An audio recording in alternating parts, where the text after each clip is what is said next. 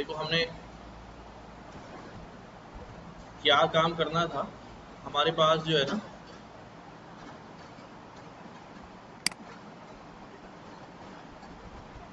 हमारे पास data dot JSON की एक फाइल है जिसके अंदर कुछ मैंने जो है वो चैट जीपीटी से एनिमल्स और इस तरह के नाम जो है ना वो जनरेट करा के यहाँ रख दिए। ठीक है, हमने पूरी इन तमाम की जो है वो एम्बेडिंग जनरेट करवानी।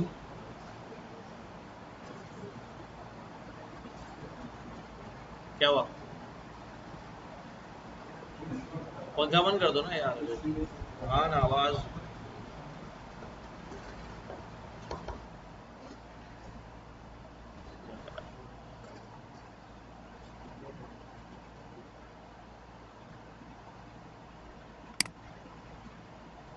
इन सब की एम्बेडिंग जनरेट करवानी और वो सारी एम्बेडिंग्स को एक एम्बेडिंग फाइल हम क्रिएट करेंगे, उसके अंदर जो है ना हमने सेव कर देनी है जेसन रेस्पॉन्स बना के।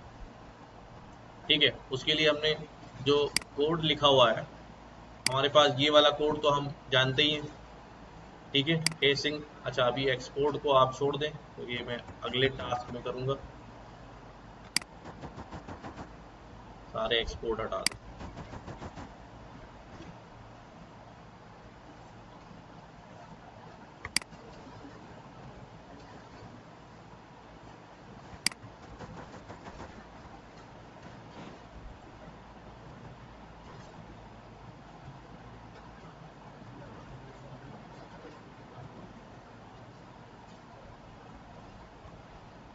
एक हमारे पास जो है, हमने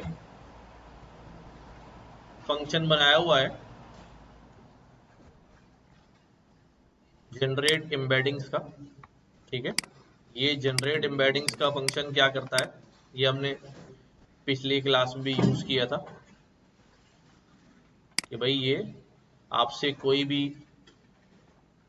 सेंटेंस या कोई भी वर्ड लेगा और ओपन एआई के पास जाएगा, उसके इस मॉडल की मदद से क्या करेगा, इसकी एम्बेडिंग जनरेट करेगा और वो जो जो भी रेस्पॉन्स होगा वो हमें रिटर्न कर देगा एम्बेडिंग्स का। ठीक है, ये हमने कल क्लास में यूज भी किया था। एम्बेडिंग हमने चेक भी करी थी कि किस तरह हमारे पास आ रही है एम्बेडिंग। इस फंक्शन में कोई मसला तो नहीं? ठीक है, क्लियर है बात? इनपुट देना है और एटलीस्ट मॉडल का नाम जो है वो हमें बताना है। दो चीजें तो इसको देनी ही देनी है हमने। अच्छा, यहाँ मैं इसको हटा देता हूँ, इसके थ्रू अभी हम कॉल नहीं कर रहे हैं। ठीक है, अब जो जिन वर्ड्स की एम्बेडिंग जनरेट करानी है वो वर्ड्स मेरे पास अलग एक्सटर्नल फाइल में, कल हमने डिस्कस किया था कि हम ये काम करने जा रहे हैं कि how to read an external file into our code और how to write an external file through our code. अपनी कोड में रहते हुए मैं बाहर का डाटा, कोड से बाहर का डाटा कैसे रीड करके लाऊं कोड में, और अगर कोई डाटा मैं जनरेट कर रहा हूं अपने कोड में तो उस डाटा को परमानेंटली एक परमानेंट स्टोरेज पे, हार्ड ड्राइव पे सेव कैसे कर दूं कि अगर मेरा प्रोग्राम बंद भी हो जाए तो वो डाटा जो है वो सेव रहे। ठीक है, एक तो होता है हम डेटाबेस में भेज देते हैं, but not sending end database, में एक फाइल में अपनी हार्ड ड्राइव पे ही सेव कर रहा हूँ। तो उसके लिए सबसे पहले हमने ये कर रहे हैं कि हम पहले डाटा लोड कर रहे हैं अपने प्रोग्राम में। क्यों? क्योंकि हमारे पास ये डाटा लोड करना है हमने और फिर इसको भेजना है किसके पास, ओपन एआई के पास, ताकि वो इनकी एम्बेडिंग्स हमें जनरेट करके दे। इतनी बात क्लियर है? अब आते हैं कि लोड कैसे हो रहा है। एक फंक्शन बनाया लोड जैसन डाटा, आप लोड डाटा रख लें, लोड जैसन रख लें, वॉटेवर जो भी नाम रख लें। ठीक है, और यहाँ पर ज्वाइन इस्तेमाल किया है। ज्वाइन एक फंक्शन, एक पैकेज है जो क्या कर लेता है, दो वैल्यूज को ज्वाइन कर देता है, दो स्ट्रिंग्स को ज्वाइन कर देता है। ठीक है, बट यहाँ पर्टिकुलरली ये ज्वाइन जो डिफाइन हुआ है ये आपके पाथ्स जो हैं, डायरेक्टरी रूट्स जो होते हैं उनको कंबाइन करके एक पाथ की शक्ल में लाता है। ये हमने ऐसे ही नहीं यूज कर लिया, हमने इसको इंपोर्ट किया। कल हमारा इसका एरर आ रहा था तो मुझे बाद में याद आया, मैंने डायरेक्टरी नेम पे हमारा एरर आ रहा था, तो वो डायरेक्टरी नेम इंपोर्ट ही नहीं किया हुआ था। ठीक है, तो यहां से हमने क्या किया, अभी पाथ में से ये ज्वाइन का फंक्शन क्या कर लिया, पाथ का पैकेज है उसमें से, पाथ का मॉड्यूल है उसमें से ज्वाइन का फंक्शन इंपोर्ट कर लिया। ठीक है, ये ज्वाइन का फंक्शन इंपोर्ट किया। अब ज्वाइन का फंक्शन को दो चीजें चाहिए होंगी, कल मैंने ये बात समझाई थी, एक कौन सा पूरा यूआरएल है और उसके आगे कौन सा फाइल नेम ज्वाइन करके उसकी पूरी डेस्टिनेशन बनानी है। मैं दोबारा रिपीट कर देता हूं ताकि बात क्लियर हो। ये आ गया पूरा, ये यूआरएल है, ये डायरेक्टरी पाथ है, एब्सोल्यूट पाथ आ रहा है ना, complete path from drive section to folder to folder to folder, ये यहां तक पहुंच गया। ठीक है, बट ये पाथ जो है वो किसी फाइल नेम को आगे ऐड नहीं करता है ना, फाइल नेम को ऐड नहीं करता। इवन कि अगर मैं किसी फाइल नेम का पाथ भी अगर खोलूं प्रॉपर्टीज में जाके, तो यू विल सी कि ये पूरा पाथ आ रहा है। ठीक है, सोर्स फोल्डर तक, और फाइल नेम जो है उसमें ये। अब मैंने इसके आगे फाइल नेम जोड़ना है ताकि वो फाइल रीड होके वो फाइल क्रिएट भी हो जाए उस फोल्डर के अंदर उस नाम से। इसके लिए हमने क्या किया, इसके लिए हमने बोला भी ज्वाइन, तुम डायरेक्टरी नेम उठा लो। अब ये डायरेक्टरी नेम कौन सा उठाएगा, जो हम जिस वक्त जहां पर काम कर रहे हैं, जो हमारा रूट है डायरेक्टरी है, वो उठा लेगा, पूरा कंप्लीट पाथ उठा लेगा। अच्छा, लेकिन ये खुद नहीं उठाएगा, ये डायरेक्टरी नेम भी हमें क्या करना पड़ेगा, यहाँ पर इसको देना पड़ेगा कि भाई तुम कैसे उठाओगे डायरेक्टरी नेम।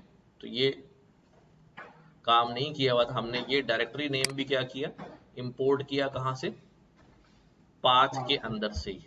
ठीक है, पाथ के अंदर से ही इंपोर्ट किया, काम नहीं चल रहा था, एरर आ रहा था। फिर मैंने चैट जीपीटी देखा, यार यूआरएल टू पाथ निकालो, ये निकालो। तो फाइनली जो है वो उसने कहा कि ठीक है, फाइल टू यूआरएल ये करके आपका ये फाइल नेम बनेगा, उस फाइल नेम को आप डायरेक्टरी नेम में डाल के आप एक वेरिएबल बना लो डायरेक्टरी नेम का, तब ये चल जाएगा। मैंने कहा चलो ठीक है, तो ये क्रिएट करके ये हमारे पास समझो कि ये हमने ये यहाँ पर क्या कर दिया, इसको बना दिया कि ये हमारा ये खुद ब खुद डायरेक्टरी नेम उठा लेगा। फाइल जो रीड करनी है वो नाम हम बता देंगे उसको, तो क्या हो जाएगा, ये उस जगह पर जहां पर वो फाइल पड़ी उसका डायरेक्टरी नेम और उसका फाइल नेम हमने इसको बता दिया कि ये क्या रीड करना है, तो कंप्लीट एक पाथ बन जाएगा। ठीक है, ऐसा इसलिए हो रहा है, मैं फिर बार बार रिपीट कर रहा हूं कि जब मैं पाथ देता हूं तो उसमें फाइल नेम नहीं होता। ठीक है, अगर फाइल नेम कंप्लीट आ रहा होता तो ठीक मैं रीड करता विद फाइल नेम उठा लेता, बट मैं यहाँ फाइल पे जा रहा हूँ, फाइल नेम पाथ में नहीं आ रहा। या दूसरा तरीका ये कि मैं हार्ड कोडेड जाऊं, खुद यहाँ से पाथ उठाऊं, डॉट लगाऊं, फाइल लाऊं, स्ट्रिंग बना के वो पाथ वहां पे रख दूं, बट उससे डायनामिक नहीं रहेगा। फोल्डर चेंज होगा तो क्या हर दफा प्रोजेक्ट में जाके पाथ चेंज करते रहेंगे, हर फाइल पे जाके वहां वैल्यू वेर स्ट्रिंग की चेंज करते रहेंगे, ऐसा नहीं होगा। आप जिस डायरेक्टरी में कर रहे हो ऑटोमेटिकली वो डायरेक्टरी से वो फाइल नेम से कनेक्ट करके उठा ले। हार्ड कोडेड लिखना नॉट अ गुड ऑप्शन, तो इसलिए ये करना पड़ रहा है कि वो ऑटोमेटिक अपनी करंट डायरेक्टरी उठा ले और हमसे फाइल नेम पूछ के वो पूरा फाइल नेम का पाथ जो बन जाए। तो ऑटोमेटिक के लिए ये काम किया हुआ है कि वो डायनेमिक चलता रहे, वरना मैं ये सब हटा के पाथ ये भी ज्वाइन भी हटा दूं और पूरा पाथ वहां से जाए कॉपी लाऊं, स्लैश लगाऊं, उसके आगे फाइल नेम लिखूं, स्ट्रिंग बना के इसको दे दूं। स्ट्रिंग बना के नहीं चलेगा, फिर भी पाथ से टाइप कास्ट करना पड़ेगा क्योंकि उसे पाथ टाइप वैल्यू चाहिए, उसकी टाइप जो है पाथ होनी चाहिए। तो खैर बात समझ में आ गई, ठीक है। अच्छा मैं नहीं, टाइम ज्यादा नहीं लेगा, लेकिन होगा ये कि अब अगर मैंने यहाँ टूल्स के फोल्डर से निकलकर मैं किसी और फोल्डर में चला गया, अब मैं वहां फाइल में काम कर रहा हूं, मुझे फाइल रीड करानी है, तो फिर मुझे दोबारा जाना पड़ेगा, दोबारा उस फोल्डर का, समझ रहे हैं, उस फोल्डर का पाथ कॉपी करना पड़ेगा, लाना पड़ेगा। क्यों? क्योंकि मैंने यहाँ तो हार्ड कोडेड पाथ लिखा हुआ है कि भाई टूल्स के फोल्डर में फाइल पड़ी हुई, और मेरी वर्किंग डायरेक्टरी अब टूल्स नहीं रही, कोई और सी हो गई, तो हर दफा जो है वो करना आपको ये करना पड़ेगा। लेकिन एक बार आपका ये कोड हो जाएगा तो अब आप इसको कहीं भी चलाएंगे, ये ऑटोमेटिकली आप जिस जगह पे काम कर रहे हैं उसका पाथ वगैरह खुद ही ले लेगा। ठीक है, ये फायदा होगा। उसके बाद ये पैकेज है write file sync, file write कराने के लिए क्या बताया इसको कि भाई ये क्या करना, बल्कि ये वाला है रीड करा रहे हैं पहले, ठीक है। अब अपने कहा भी रीड फाइल सिंक, सिंक करके इस पाथ पर से ये जो पूरा पाथ बना है फोल्डर तक प्लस फाइल नेम जो ऐड हो गई, ये ज्वाइन हो गई, ये पूरी फाइल रीड कर लो। रीड करने के बाद ये किस फॉर्म में आ जाएगी, रॉ फॉर्म में आ जाएगी, ठीक है। इसको हमने क्या कर देना है, पार्सिंग कर देनी है जैसन के through raw data to string form कर देना है। ये कल मैंने बात बताई थी टू स्ट्रिंग क्यों कर रहे हैं, ठीक है। इसको ऐसा स्ट्रिंग बना रहे हैं जो जावास्क्रिप्ट को स्ट्रिंग समझ में आए, बिकॉज जब हम उस फाइल को देख रहे हैं तो ये फाइल हमारे पास अभी अभी ये सिर्फ स्क्वायर ब्रैकेट है और अंदर टेक्स्ट लिखा हुआ है, ये एरे नहीं है, क्योंकि ये जावास्क्रिप्ट में लिखी हुई फाइल नहीं है कि वो इसको एरे समझेगा या कुछ और समझेगा। ये जस्ट एक टेक्स्ट है, मैंने हेलो हाउ आर यू सफर लिख दिया, उसमें ब्रैकेट भी आ गया, कोई बात नहीं, जस्ट एक सिंपल प्लेन टेक्स्ट है। तो प्लेन टेक्स्ट को रीड करके पार्स करके मैं ऐसा टेक्स्ट बना रहा हूं जो अंडरस्टैंडेबल हो जाए टू जावास्क्रिप्ट। तो इसलिए ये काम किया हमने यहाँ पर कि भाई इसको रॉ डेटा को स्ट्रिंग कन्वर्ट करके जेसन टाइप में पार्स करा दो ताकि वो अंडरस्टैंडेबल हो जाए किसके लिए, जावास्क्रिप्ट फॉर्मेट के अंदर, ठीक है। यानी मैं आपसे ये कह रहा हूं कि मैं, अगर ये बात समझ नहीं आ रही, मैं वर्ड की फाइल खोलूं और यहाँ वर्ड की फाइल में मैं यहाँ लिख दूं भाई कांस्टेंट A10,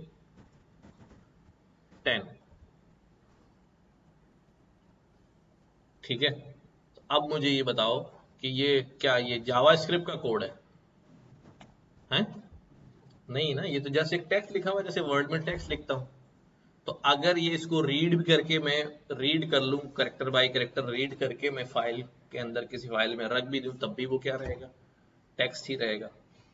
बट अगर मैं जो इसको अंडरस्टैंडेबल बनाना है कि भाई ये जावास्क्रिप्ट का फॉर्मेट में कन्वर्ट हो जाए, इसको ये फिट हो जाएगा, वहां पर फिट हो जाएगा। अगर मैं इसको पार्स करा दूं तो ये खुद ब खुद जावास्क्रिप्ट पर इसको समझने लगेगी कि भाई ये कांस्टेंट वेरिएबल डिफाइन हुआ है जिसकी वैल्यू जो है वो 10 है। तो मुझे इसको पार्स कराना पड़ेगा ताकि वो अंडरस्टैंडेबल हो जाए। तो इसलिए ये काम जो है हमने यहाँ पे किया, ये पार्स करके जो है रिटर्न कर देगा, ठीक। डाटा लोड होगा, फिर ये तो लोडिंग का फंक्शन हो गया। अब फॉर एग्जांपल डाटा लोड भी हो गया, लोड होने के बाद हमने डाटा को कहाँ भेज दिया, ओपन एआई के पास भेज दिया। कहाँ भेज दिया, वहां से जवाब भी आ गया।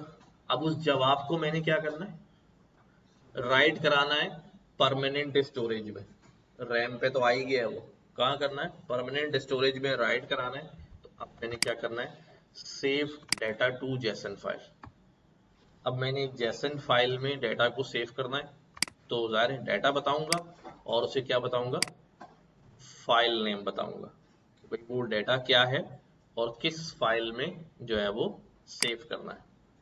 डाटा आ गया, अब जो डाटा आया उसको क्या करना हमने, स्ट्रिंगिफाई।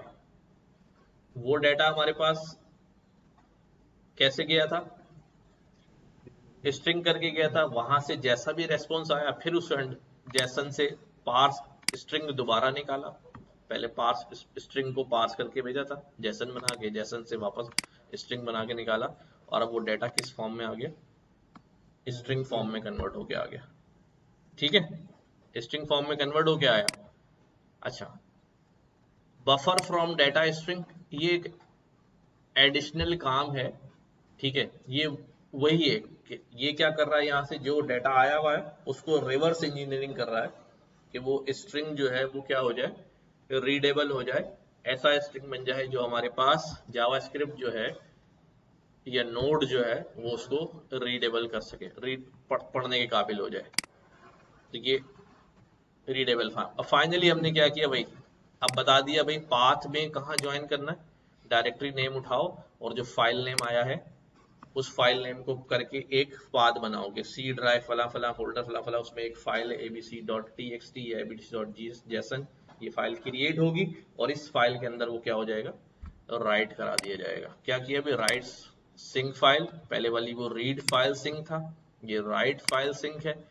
क्या अभी इस पाथ के ऊपर ये जो डाटा आया है बफर करके हमने रेडी किया, इस डाटा को क्या कर दिया जाए, राइट करा दिया जाए।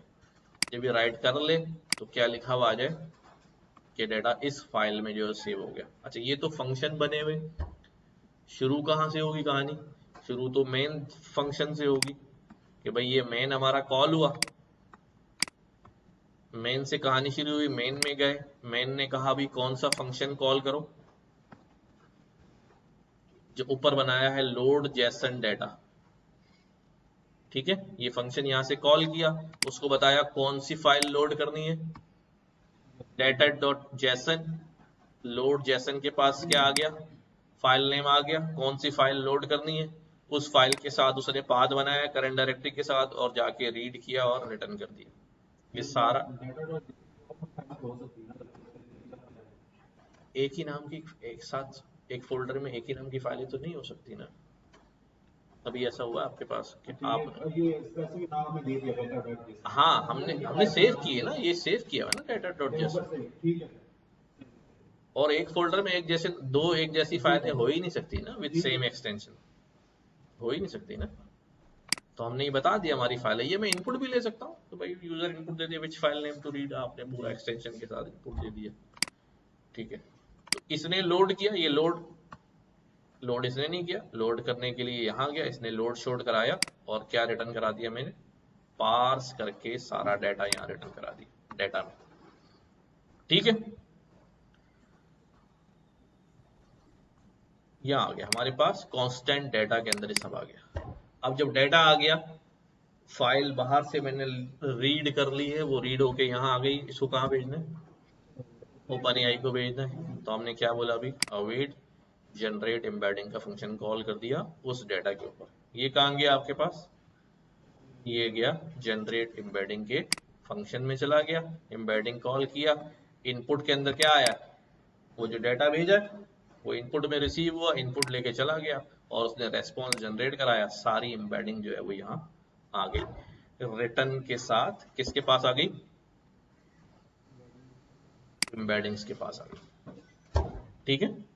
बस शर्त ये कि एपीआई चल रही हो, ठीक है, पैसे ना खत्म हुए, ठीक है। अब हमने ये जो एम्बेडिंग है, ये पूरी एम्बेडिंग आ गई है, मैंने सारी एम्बेडिंग्स को प्रॉपरली जो है वो एरे के अंदर क्या करना है, निकालना है, लाइन बाय लाइन जो है वो सारी एम्बेडिंग निकालनी है। तो उसके लिए लूप लगाया, नहीं लगा वैसे ही सेव कर देंगे, थोड़ा पढ़ने में मुश्किल हो जाएगी, फिर लूप लगाया और डाटा विद एम्बेडिंग में हमने कहा भी एक एक लाइन जो है, एक एक वर्ड की एम्बेडिंग, क्योंकि उसने सबकी एम्बेडिंग भेजी है ना, डॉग की, कैट की, एलिफेंट की, and it's these are the big arrays, dog के लिए भी 1500-1600 की एम्बेडिंग होगी, वेक्टर होगा, उसके लिए भी होगा, सबके लिए होगा। तो क्या किया हमने, सिंपली एक एक एम्बेडिंग उठा के हमने डाटा विद एम्बेडिंग की एक एरे बनाई हुई है यहाँ पर, इस एरे के अंदर वन बाय वन सारी एम्बेडिंग जो है वो क्या करते गए, हम पुश करते गए, ठीक है। फाइनली जब सारी एम्बेडिंग इसके अंदर आ जाएगी तो ये क्या कर रहा है अभी, save data to JSON file, ये कौन सा फंक्शन है, ये वाला फंक्शन कॉल हुआ, ठीक है। इसको क्या किया जाएगा, इसे ये सारा डाटा एम्बेडिंग्स जो हमने अभी वन बाय वन सेव किए ये जाएगा डाटा में, ठीक है। और इसको क्या जाएगा, इस फाइल नेम से सेव कर दो, ये दोनों चीजें जो है वो यहां से सेव हो गई। एक मिनट,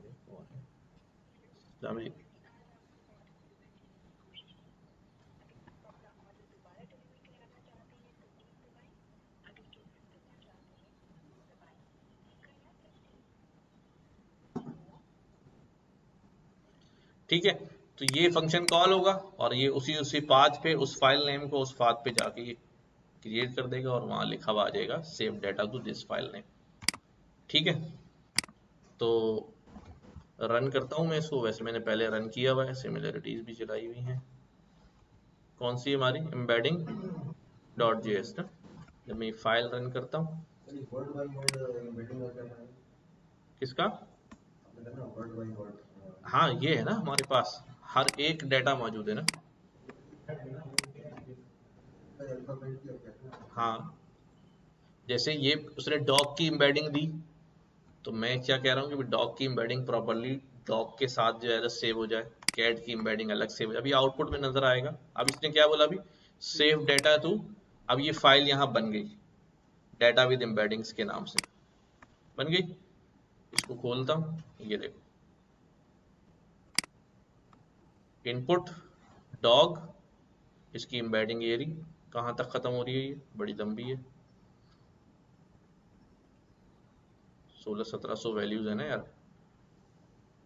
ओ खैर, कहीं नजर आया दूसरा कैट शेड नजर आया? सर्च कर लेते हैं। ये आ गई कैट, ये दूसरी शुरू हो गई कैट। और क्या था, दूसरी क्या थी?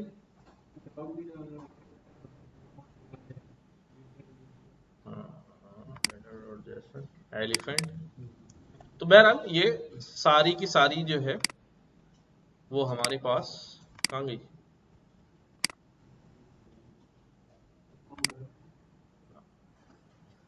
सारी एम्बेडिंग जो है वो हमने जनरेट करा ली। एक एक वर्ड की, ये बड़ा लंबा डाटा है, सारे 20-30 वर्ड दिए। नाउ यू इमेजिन कि जब हम धड़ल्ले से चैट जीपीटी को पूरा टेक्स्ट लिख के दे रहे हैं तो वो क्या कर रहा है, वो क्या कर रहा है। अभी तो ये खाली एम्बेडिंग जनरेट हुई, अभी अगले स्टेप में हम क्या करने वाले, उसकी सिमिलरिटी निकालने वाले कि अगर उसने डॉग कहा है, असल में तो सिमिलरिटी चेक पे ही सारा काम चल रहा है ना, कि भाई सेंटेंस क्या पूछा गया है, जनरेट क्या करना है। तो सिमिलरिटी चेक में जो है वो एक वेक्टर पकड़ेगा, एम्बेडिंग की एक एरे पकड़ेगा और अपने डाटा में मौजूद हर एरे के साथ, अभी मैंने 20 दिए हैं ना, हर एरे के साथ उसको कंपेयर करेगा, उसकी सिमिलरिटी निकालेगा और सॉर्ट करके रखेगा कि भी सबसे पहला तो ये हो जाए, उसके बाद जो मोस्ट सिमिलर है वो उसके नीचे, मोस्ट सिमिलर है उसके नीचे। तो आपको नजर आएगा कि यार वो कैट और डॉग को जो है वो समहाउ सिमिलर कर रहा है, बट उसके अगेंस्ट अगर एलिफेंट लिखा हुआ है तो वो जरा दूर वेक्टर है, वो उससे सिमिलर नहीं हो रहा है। देखते हैं, ये बात समझ में आई, एम्बेडिंग जनरेट हुई आपके पास, ये फाइल दी है मैंने, रन करें इसको बस ये। प्रॉपर्टी जो लेगा एम्बेडिंग मतलब हाँ, वर्ड्स की प्रॉपर्टी लेगा या फिर वो प्रॉपर्टी जो वर्ड्स वर्ड टू वर्ड ही चलेगा। समझा नहीं ये सवाल को, दोबारा थोड़ा सा बताएं। ये एक है ना, एक आदमी है और औरत है, मतलब ये एक अलग कैटेगरी है, या हम्म, फिर वो डॉग है और कैट है वो एक अलग, ठीक है। तो उसको स्पेसिफिक वजह से वो उसकी कैटेगरी करेगा या वर्ड्स सॉरी वर्ड को रीड करेगा। नहीं, वो वर्ड को रीड करेगा। जैसे हमारे डेटा के अंदर अब मैं कहता हूं भाई a man going with a dog, ठीक है, तो मैं अभी समझता हूं कि मैन के लिए अलग वेक्टर बनेगा, एक वर्ड है ना, मैन का एक अलग वेक्टर है, ठीक है। अच्छा, a man going, a man and women going with a dog, यूं कह लेते हैं। अब मैन के लिए एक अलग वेक्टर है, वुमेन के लिए अलग वेक्टर है, और डॉग के लिए एक अलग वेक्टर है, ठीक है। एम्बेडिंग का फायदा ये है कि एम्बेडिंग मैन और वुमेन के वेक्टर को क्या कर लेता है, कंबाइन कर लेता है, एक वेक्टर बना लेता है। और कैसे मैप करता है, कहता है भाई अब मैन के आगे जो मेरे पास अगर मैं जेंडर ऐड कर दूं तो वो वेक्टर किसका बन जाएगा, वो वेक्टर किसका बन जाएगा, वुमेन का बन जाएगा।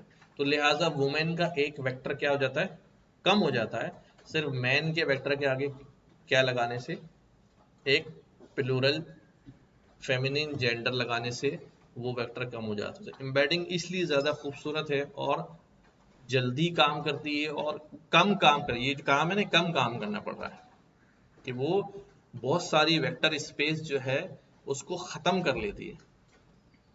सिमिलैरिटीज की वजह से उस बहुत सारी वेक्टर स्पेस को क्या कर लेती, खत्म कर देती, वरना तो बहुत बहुत ज्यादा प्रोसेसिंग हो जाए, बहुत ज्यादा प्रोसेसिंग हो जाए। वो सारे रिसर्चर जो है वो नई नई चीजें, नई नई टेक्निक्स जो है वो सोचते रहते हैं, तो अभी लेटेस्ट जो है वो इस पे ही चल रहे हैं, आगे सर फ्यूचर में। सर ये हम उसकी प्रॉपर्टी तो हम उसको नहीं बता रहे ना, सिर्फ वर्ड्स हम उसको बता रहे हैं, वर्ड्स के हिसाब से वो लेगा। वर्ड्स के हिसाब से लेगा ना, हाँ, तो असल में वो तो उसको नहीं वर्ड पता ही ये देख रहा है ना। बताओ कि ये मशीन को क्या पता कि भाई ये मैन जो है ना वो क्या चीज है और वुमेन जो है वो क्या चीज है, बट वो हमारी मैपिंग से ही चल रहा है, ठीक है ना। एक्चुअल में तो मशीन को जो है ना नहीं पता होता कि वो टेक्स्ट जो है वो क्या लिखा गया है।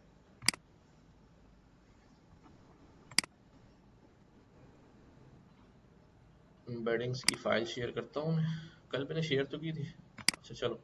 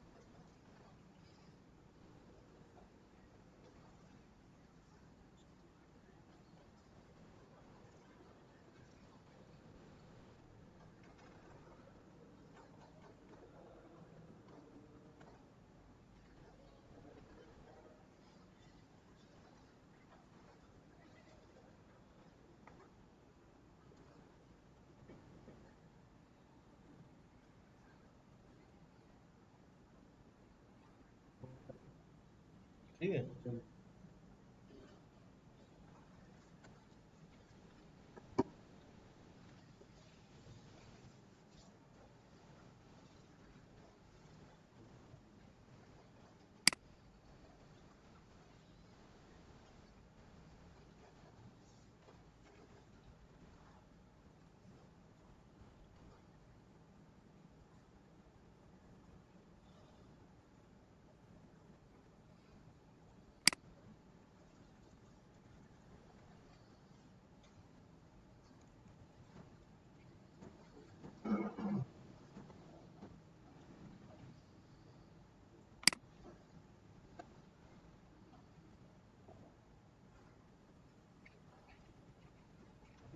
पहले से एम्बेडिंग इसको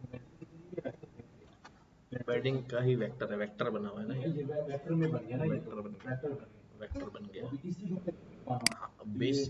को हाँ, बेसिकली क्या होता है कि वेक्टर, जैसे मैंने पिछली क्लास में बताया, अभी हमने वेक्टर डेटाबेस भी पढ़ना है, ठीक है।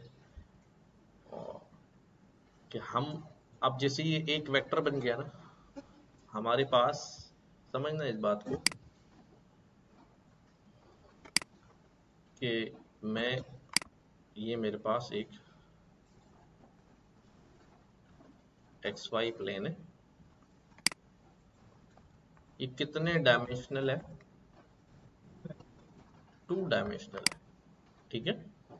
जब मेरे पास कोई वैल्यू होती है, फॉर एग्जांपल मैं यहाँ पे करता हूँ, मेरे पास मैं कहता हूँ XY प्लेन के ऊपर मेरे पास जो है डाटा मौजूद है 3 और 5, ठीक है। 3 और 5 मैं इसको सिंपली प्लॉट करता हूँ।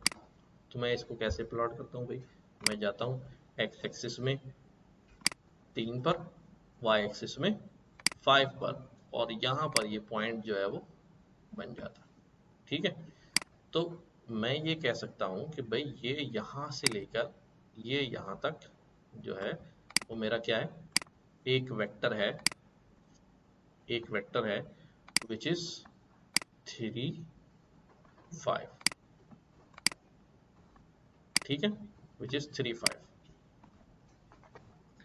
अब मजे की बात ये है, मजे की बात ये है कि अगर ये एक्स वाई के साथ यहाँ पर एक z एक्सिस भी होता,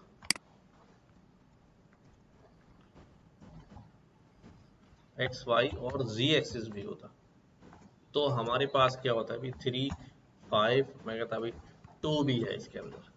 तो अब ये कितने डायमेंशनल हो गया, ये 3 डायमेंशनल हो गया, ठीक है। 3 डायमेंशनल हो गया तो इसका मतलब there will be some z axis जो मेरी तरफ आ रहा होगा या आपकी तरफ जा रहा होगा, जस्ट लाइक दिस, ठीक है। 3D हो गया ना, लाइक ये है तो अब एक ये यूं आ रहा होगा मेरी तरफ या उस तरफ होगा, इस तरफ 3D हो गया। तो अब ये जो पॉइंट होगा, अब ये पॉइंट ऐसे प्लेन पर नहीं होगा लाइक दिस, यूं नहीं होगा। ये अगर मेरा वेक्टर है, ये रखा हुआ मैंने यहाँ पर, अब ये यूं नहीं होगा, बल्कि ये पॉइंट कहाँ होगा, हवा में होगा, स्पेस में आ जाएगा ना, 3D में ऊपर की तरफ आ जाएगा या नीचे की तरफ चला जाएगा ना। हो अज्यूम हमारा वेक्टर साइज क्या है,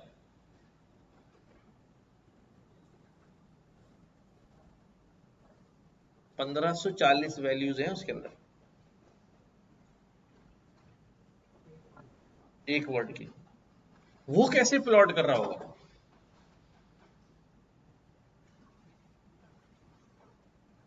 फिजिकली तो हम 3D नहीं कर पा रहे, ऐसा ही है ना, ये बात समझ आ रही है। अगर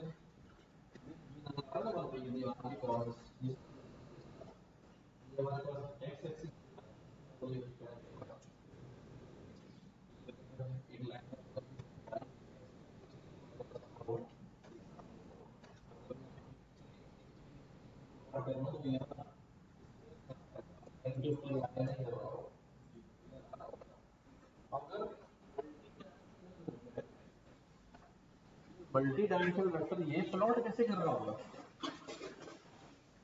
ठीक है, इसकी प्लॉटिंग कैसे कर रहा होगा? तो यहाँ पर एक बड़ी जानदार सी, हाँ अभी मैं इसकी दिखाता हूँ ना कि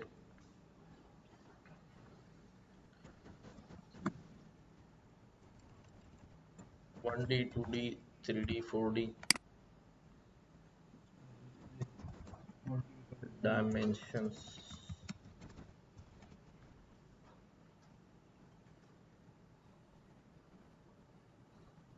इसमें तो नहीं है इसमें। चलो ये वाली देखते हैं। देखो ये 2 पॉइंट से बनी है, think about it.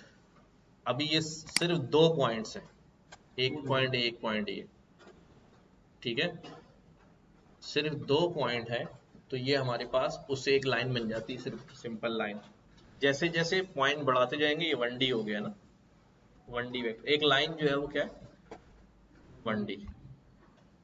Now see, ये 2D हो गया, 3D हो गया, 4D, 5 डायमेंशन। हर उसी से डायमेंशन जो है वो क्या होती जा रही, कितना कॉम्प्लेक्स वेक्टर है। हमारी तो अजम्पशन में भी जो है ना वो रियल में नहीं आ सकता, समझ रहे बात,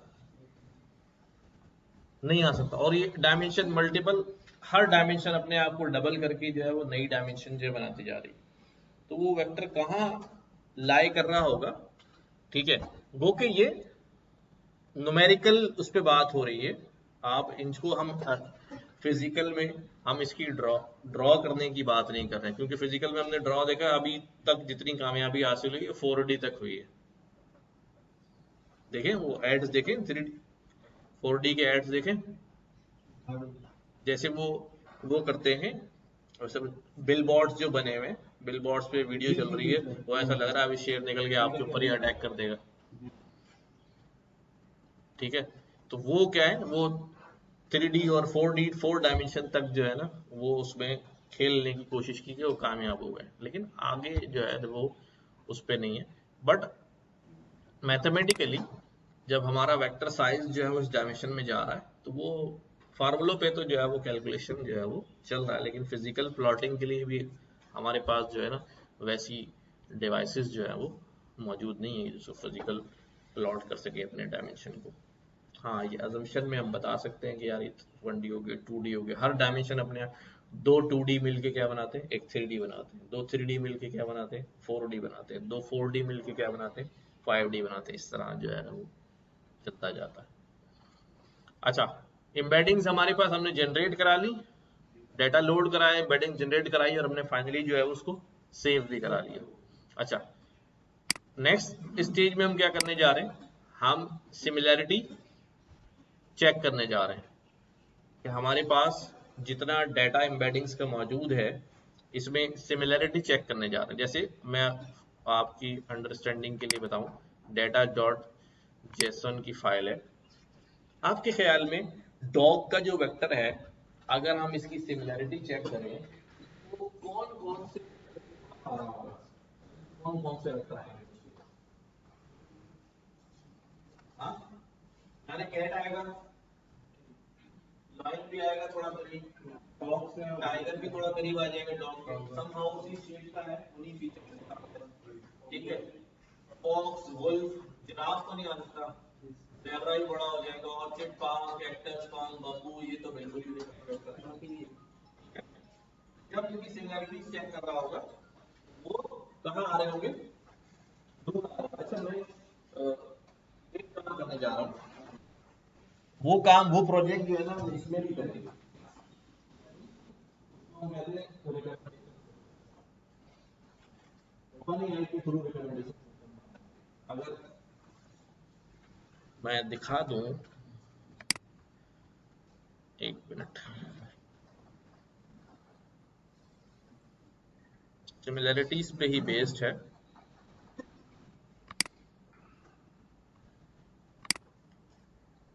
उससे मैं ये चीज अच्छे से समझा सकूंगा कि ये बेसिकली हुआ क्या, जो मैं बात कह रहा हूँ ना, आसानी से समझ में आएगी।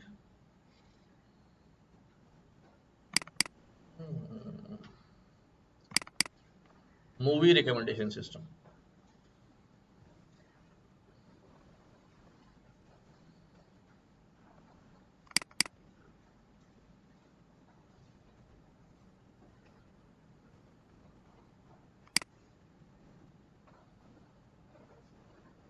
मैं करेक्टली जो है इस पे दिखाता हूँ।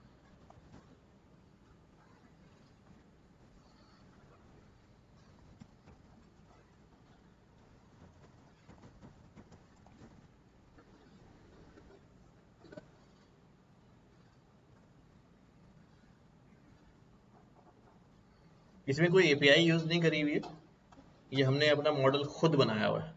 ठीक है, क्योंकि हम ज़ाहिर प्योर एआई पे काम नहीं कर रहे हैं, हम एज अ सर्विस एआई पे काम कर रहे हैं, तो इसलिए हम एम्बेडिंग भी जनरेट करने के लिए जो है ना वहाँ आ जाते हैं। यहाँ हमने वेक्टर भी खुद जनरेट किए हैं, एम्बेडिंग नहीं इस्तेमाल हुई है बट वेक्टर इस्तेमाल हुए हैं, वो हम देख सकते हैं। लाइक मेरे पास जो है ये डाटा लोड करता हूँ, ये 2 डाटा सेट है। अच्छा ये कह रहा है मूवी, यहाँ डाटा नहीं मिल रहा है, इसको जिप फाइल में पड़ा हुआ है।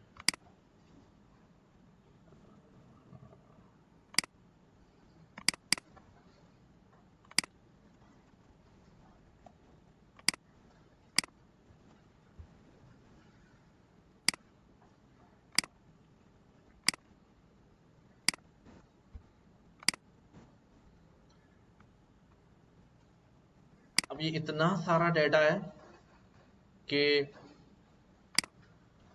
ये सिर्फ मैं इस डाटा में से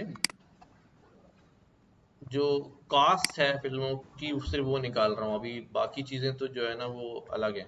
खैर वो भी हमारा काम नहीं है, मर्ज सर्च चला के मैंने आगे, ये हमारा डाटा है, इसमें से ये कॉलम सिलेक्ट किए, डाटा को ज़रा फिल्टर शिल्टर लगाया, कन्वर्ट किया प्रॉपर,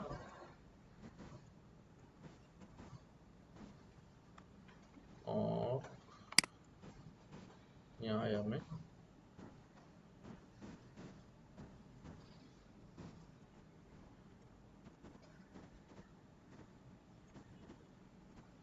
ये आ गई वेक्टराइजेशन। यहाँ हमने क्या किया कि भाई ये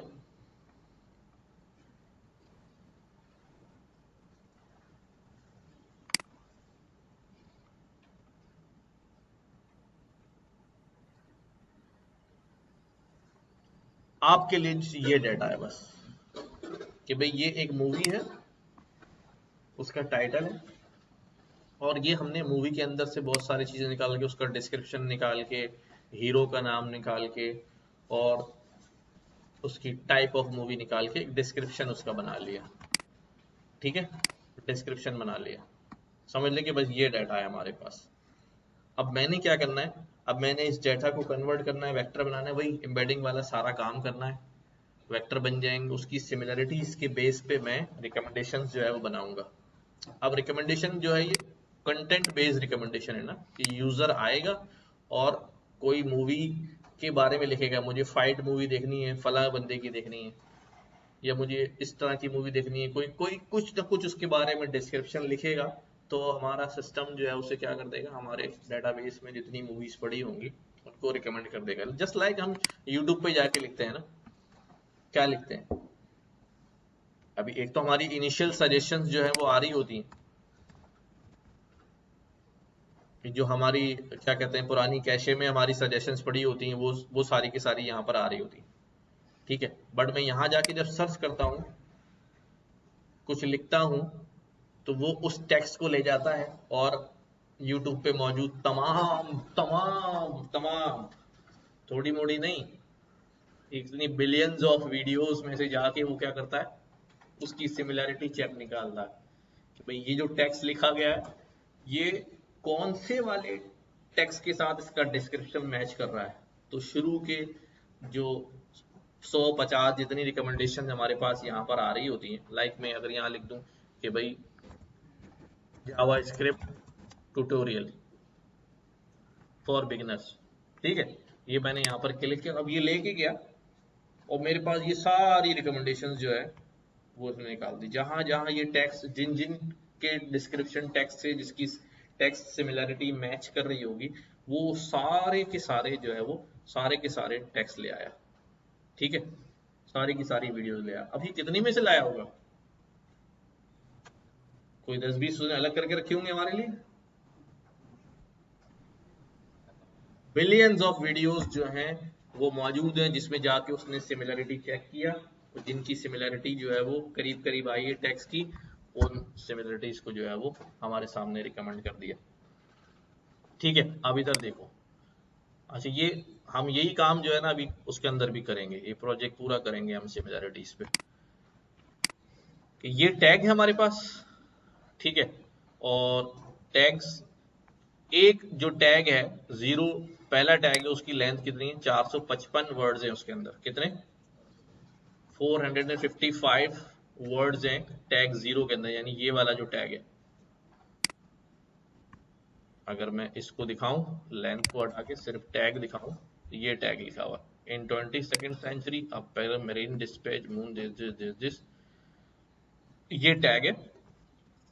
अब ये एक टैग जाएगा, इसके वेक्टर बनेंगे, इसके एक एक वर्ड के टोकन बनेंगे, हर एक का वेक्टराइजेशन निकलेगी, हर एक वर्ड के लिए क्या होगी? एम्बेडिंग जनरेट होगी। कितने हैं ये?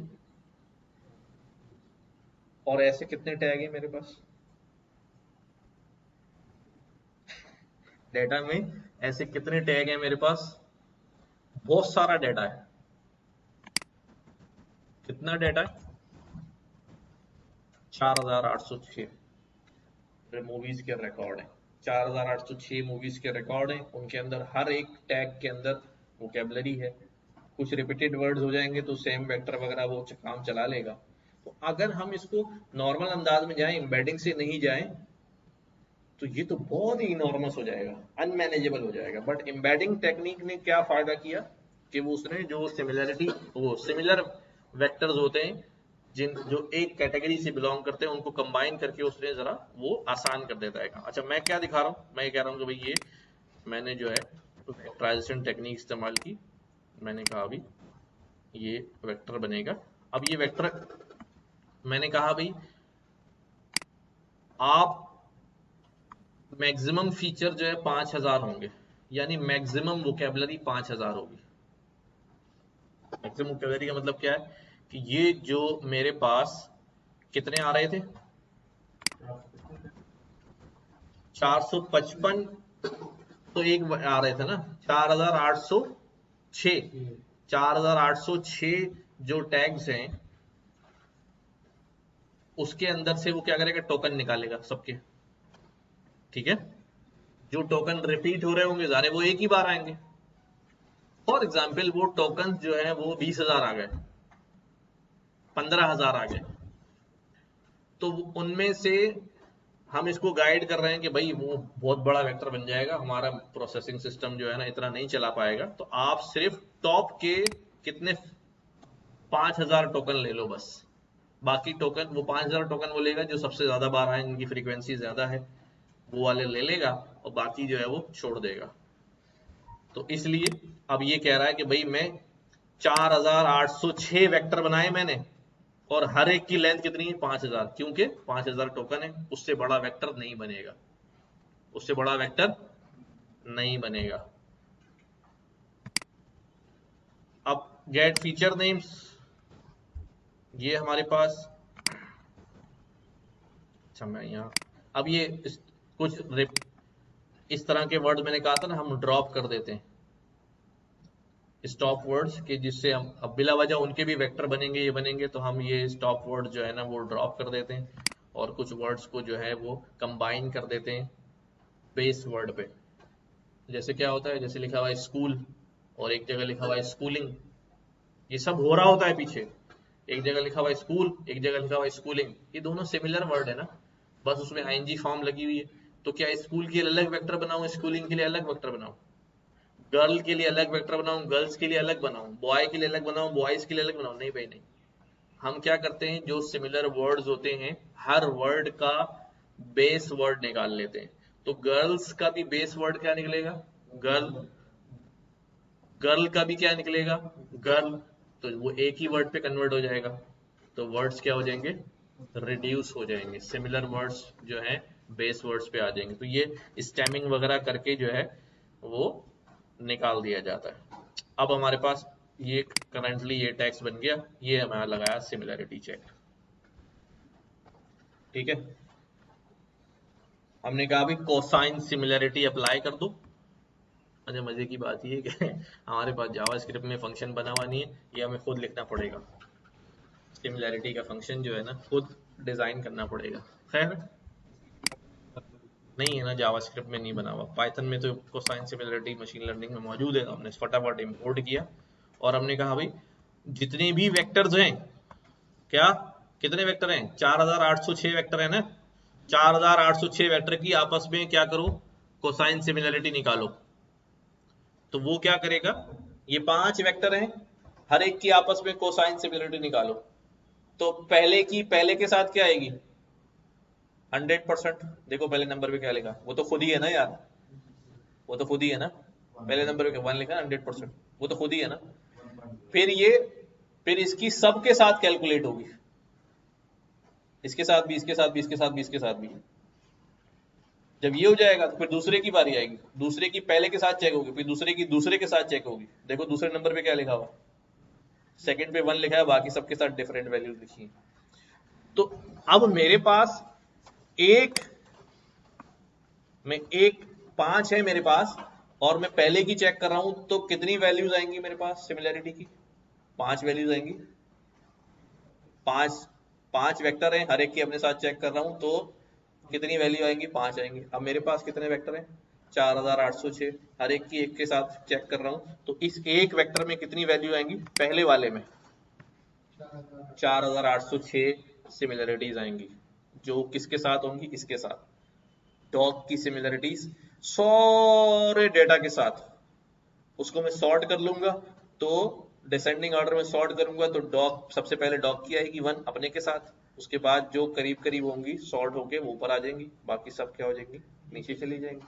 अब डॉग की सिमिलरिटी ह्यूमन के साथ कर रहा होगा, ठीक है, तो यार ह्यूमन बहुत दूर आ रहा होगा, तो वो सिमिलरिटी क्या होगी? उसका वेक्टर क्या होगा? डॉग का यहाँ होगा तो ह्यूमन का वहां होगा ना।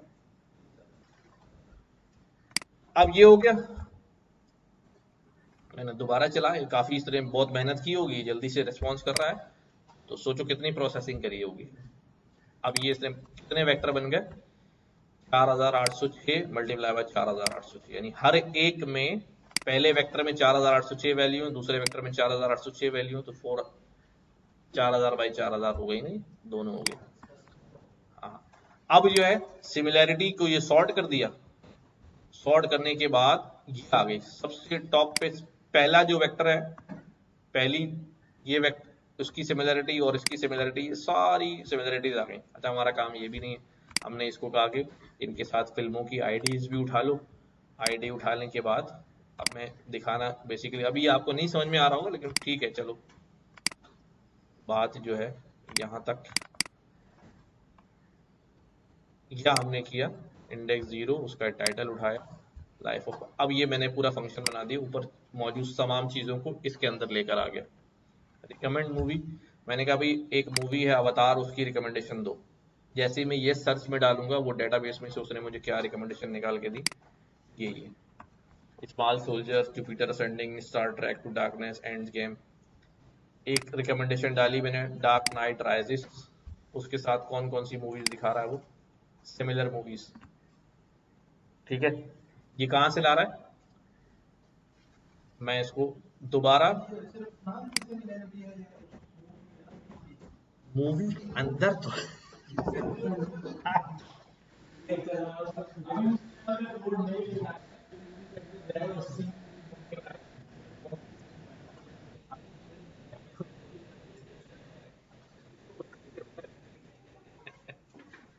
दरअसल में बात बहुत लंबी है ना, पिछली की बात भूल गए। हाँ, तो अब ये मैं दोबारा से रिकमेंड चलाता हूँ, मैंने रिकमेंड का मेथड चलाया, और मैं यहाँ पर हम कुछ मूवीज के नाम देखते हैं।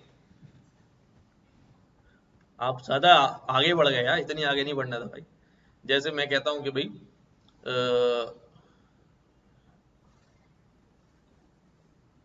ये वाली ले लेते हैं, न्यूली वेड्स। नहीं यार, अजीब सी नाम। Shanghai calling. अगर मैं यूट्यूब पे डालूं इसको तो मेरे पास क्या आएगी सजेशन में? Shanghai calling, Shanghai calling. अच्छा, हो सकता है हमारे पास लेटेस्ट डेटा ना हो, शिंगाई कॉलिंग इस तरह की आ रही है। अब देखो सब में क्या आ रहा है, शिंगाई कॉलिंग। क्यों आ रहा है ये? और शिंगाई कॉलिंग के वेक्टर में जाके क्या कर रहा होगा, सिमिलरिटी निकाल रहा होगा ना। उसने सॉर्ट की सिमिलरिटीज, टॉप की 50 सिमिलरिटीज उठा के उसके टाइटल और उसकी वीडियोस और उसका ट्रेलर उठा के यहाँ आपको दिखा दिया उसने। हाँ, नहीं नहीं, वो दूसरा काम है, वो दूसरा काम है, वो दूसरा काम है। ठीक है। अब मैं यहां पर आके रिकमेंड में लिखता हूं ये मूवी कि भाई ये मुझे,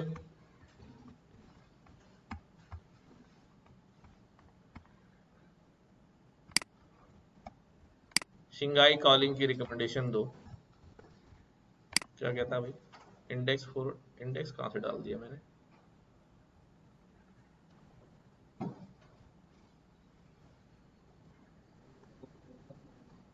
कौन सा ये चल रहा है?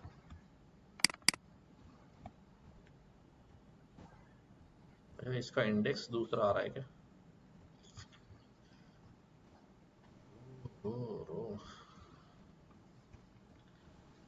बेसिकली जो हमारे पास पूरा निज़ाम चल रहा है वो भी आपको समझ आ रहा होगा कैसे ये सिस्टम जो है वो चल रहा है। जैसे मैं कहता हूँ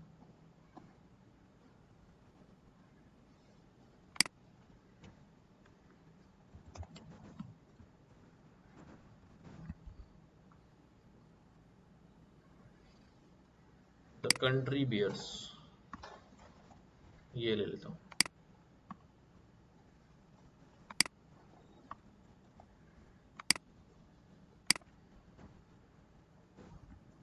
देखो क्या आ गया, कंट्री बियर्स के रिकमेंडेशन में जंगल बुक आ रहा है, Muppet, stallion of Cameron, Muppet, big hero 6। अब ये क्यों लाया है? क्योंकि जो कंट्री बियर्स का डिस्क्रिप्शन होगा, ठीक है, मेरा ख्याल है सेम स्टोरी या उसी टाइप की मूवी है ना ये भी, जंगल बुक भी और मपेट मूवी भी। अगर हम चेक करें तो टॉप की 5 रिकमेंडेशन जो है वो हमने जो है वो उसकी निकाली है। क्या करा होगा इसने? वही, ये कंट्री बियर्स ले गया, कंट्री बियर्स का वेक्टर बनाया, वेक्टर बना के उसने जाके डेटाबेस की सारी सिमिलरिटीज को कोसाइन सिमिलरिटी से मैच कराया, जो रिजल्ट्स आए उसको उठा के जो है वो सॉर्ट किया और टॉप की 5 सिमिलरिटीज जो है वो निकाल के लाया। ठीक है, कुछ आइडिया क्लियर हो रहा है कि यार वर्किंग जो है बेसिकली जो है वो कैसे हो रही है? ठीक है, कि अभी जनरेशन ऑफ कंटेंट तो वो अलग, अभी वो डिफरेंट चीज है। जिस पे एलएलएम्स काम कर रहे हैं, काम वो एम्बेडिंग्स पे ही कर रहे हैं, but they are generating something new. अभी तो हम उन्हीं पे खेल रहे हैं ना जो हमारे पास पहले से मौजूद है। तो लेट्स मूव, हम चलते हैं इसकी तरफ कि हम जो है अब क्या करने जा रहे हैं, सिमिलरिटीज निकालने जा रहे हैं। हम भी अब यही वाला छोटा सा काम करने जा रहे हैं।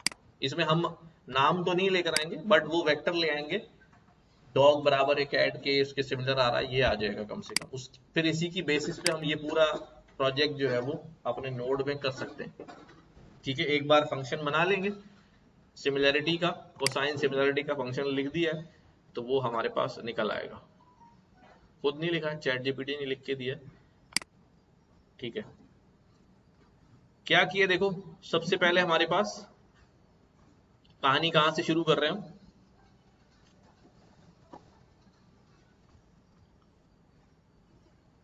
अच्छा, कोसाइन सिमिलैरिटी का जो हमारे पास फॉर्मूला होता है ना, थोड़ा सा मैथ्स को समझना पड़ेगा, नहीं भी समझ में आया सुन लें खाली, कोई बात नहीं, बट बताना तो फर्ज है कि भैया कोसाइन सिमिलरिटी में क्या इन्वॉल्व होता है। कॉस थीटा होता है ना। चलो,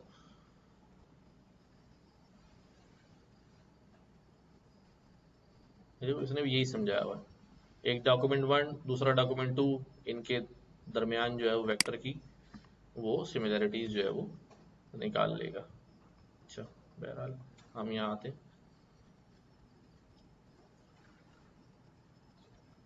ये इसने सिमिलैरिटी कैलकुलेट की हुई है कि एक्स वाई दो वेक्टर हैं, उन दोनों के दरमियान क्या करो, ये एक्स वाई, ये एक्स वेक्टर है, कितने डायमेंशनल है, 7 डायमेंशनल है, और वाई है ये भी 7 डायमेंशनल है, उनकी वैल्यूज हैं, और आपने जो है वो क्या करनी है, उसकी सिमिलैरिटी निकालनी है। अच्छा, ये इसलिए बता रहा हूँ कि हमने यही फार्मूला खुद कोड किया हुआ है, खुद कोड किया हुआ है, सिंपल है। ऊपर क्या हो रहा है, एक्स और वाई का डॉट प्रोडक्ट, मल्टीप्लीकेशन हो रही है, डॉट प्रोडक्ट हो रहा है, डॉट प्रोडक्ट पढ़ा हुआ है वेक्टर में, dot product, cross product, A dot B is equal to A B sine theta, A cross B equal to A B cos theta, ठीक है। तो डॉट प्रोडक्ट हो रहा है divided by magnitude of X और magnitude of Y, उनकी absolute values, उनके multiple से क्या हो रहा है, डिवाइड हो रहा है। बस इससे हमारे पास क्या निकल आएगा, कोसाइन सिमिलरिटी निकल आएगी। ये चीज निकाली, पहले ऊपर डॉट प्रोडक्ट निकाला, ये आ गया, फिर एक्स का अलग मैग्नीट्यूड निकाला, ये आ गया, फिर वाई का अलग मैग्नीट्यूड निकाला, ये आ गया, सारी वैल्यूज को यहाँ पुट किया, ये हमारे पास क्या आ गया, सिमिलैरिटी स्कोर आ गया दोनों वेक्टर के दरमियान का, ठीक है।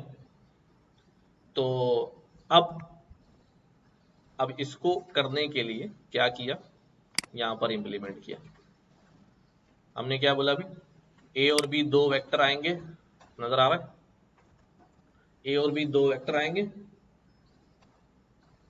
ठीक है। हमने क्या करना है, पहले इनको मैप कर लेना है। मैप रिड्यूस पढ़ा हुआ है, हाँ, मैप रिड्यूस नहीं पढ़ा हुआ, चलो अभी बाद में देखेंगे उसको। मैप रिड्यूस के थ्रू हमने ए और बी दोनों वेक्टर की वैल्यू और इंडेक्स को क्या कर दिया,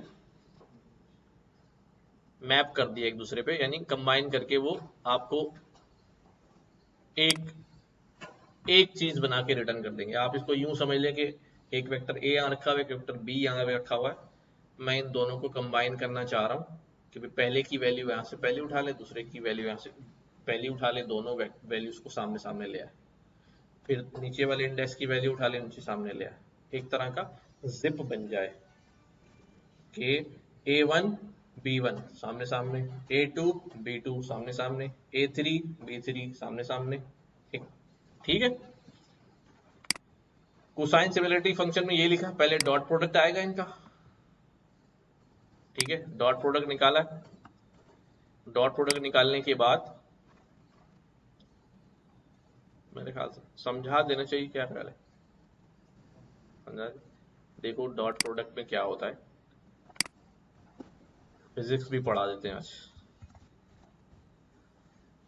हमारे पास जब दो वेक्टर होते हैं, मैंने कोई वेक्टर ए लिया और उसकी वैल्यूज क्या हैं,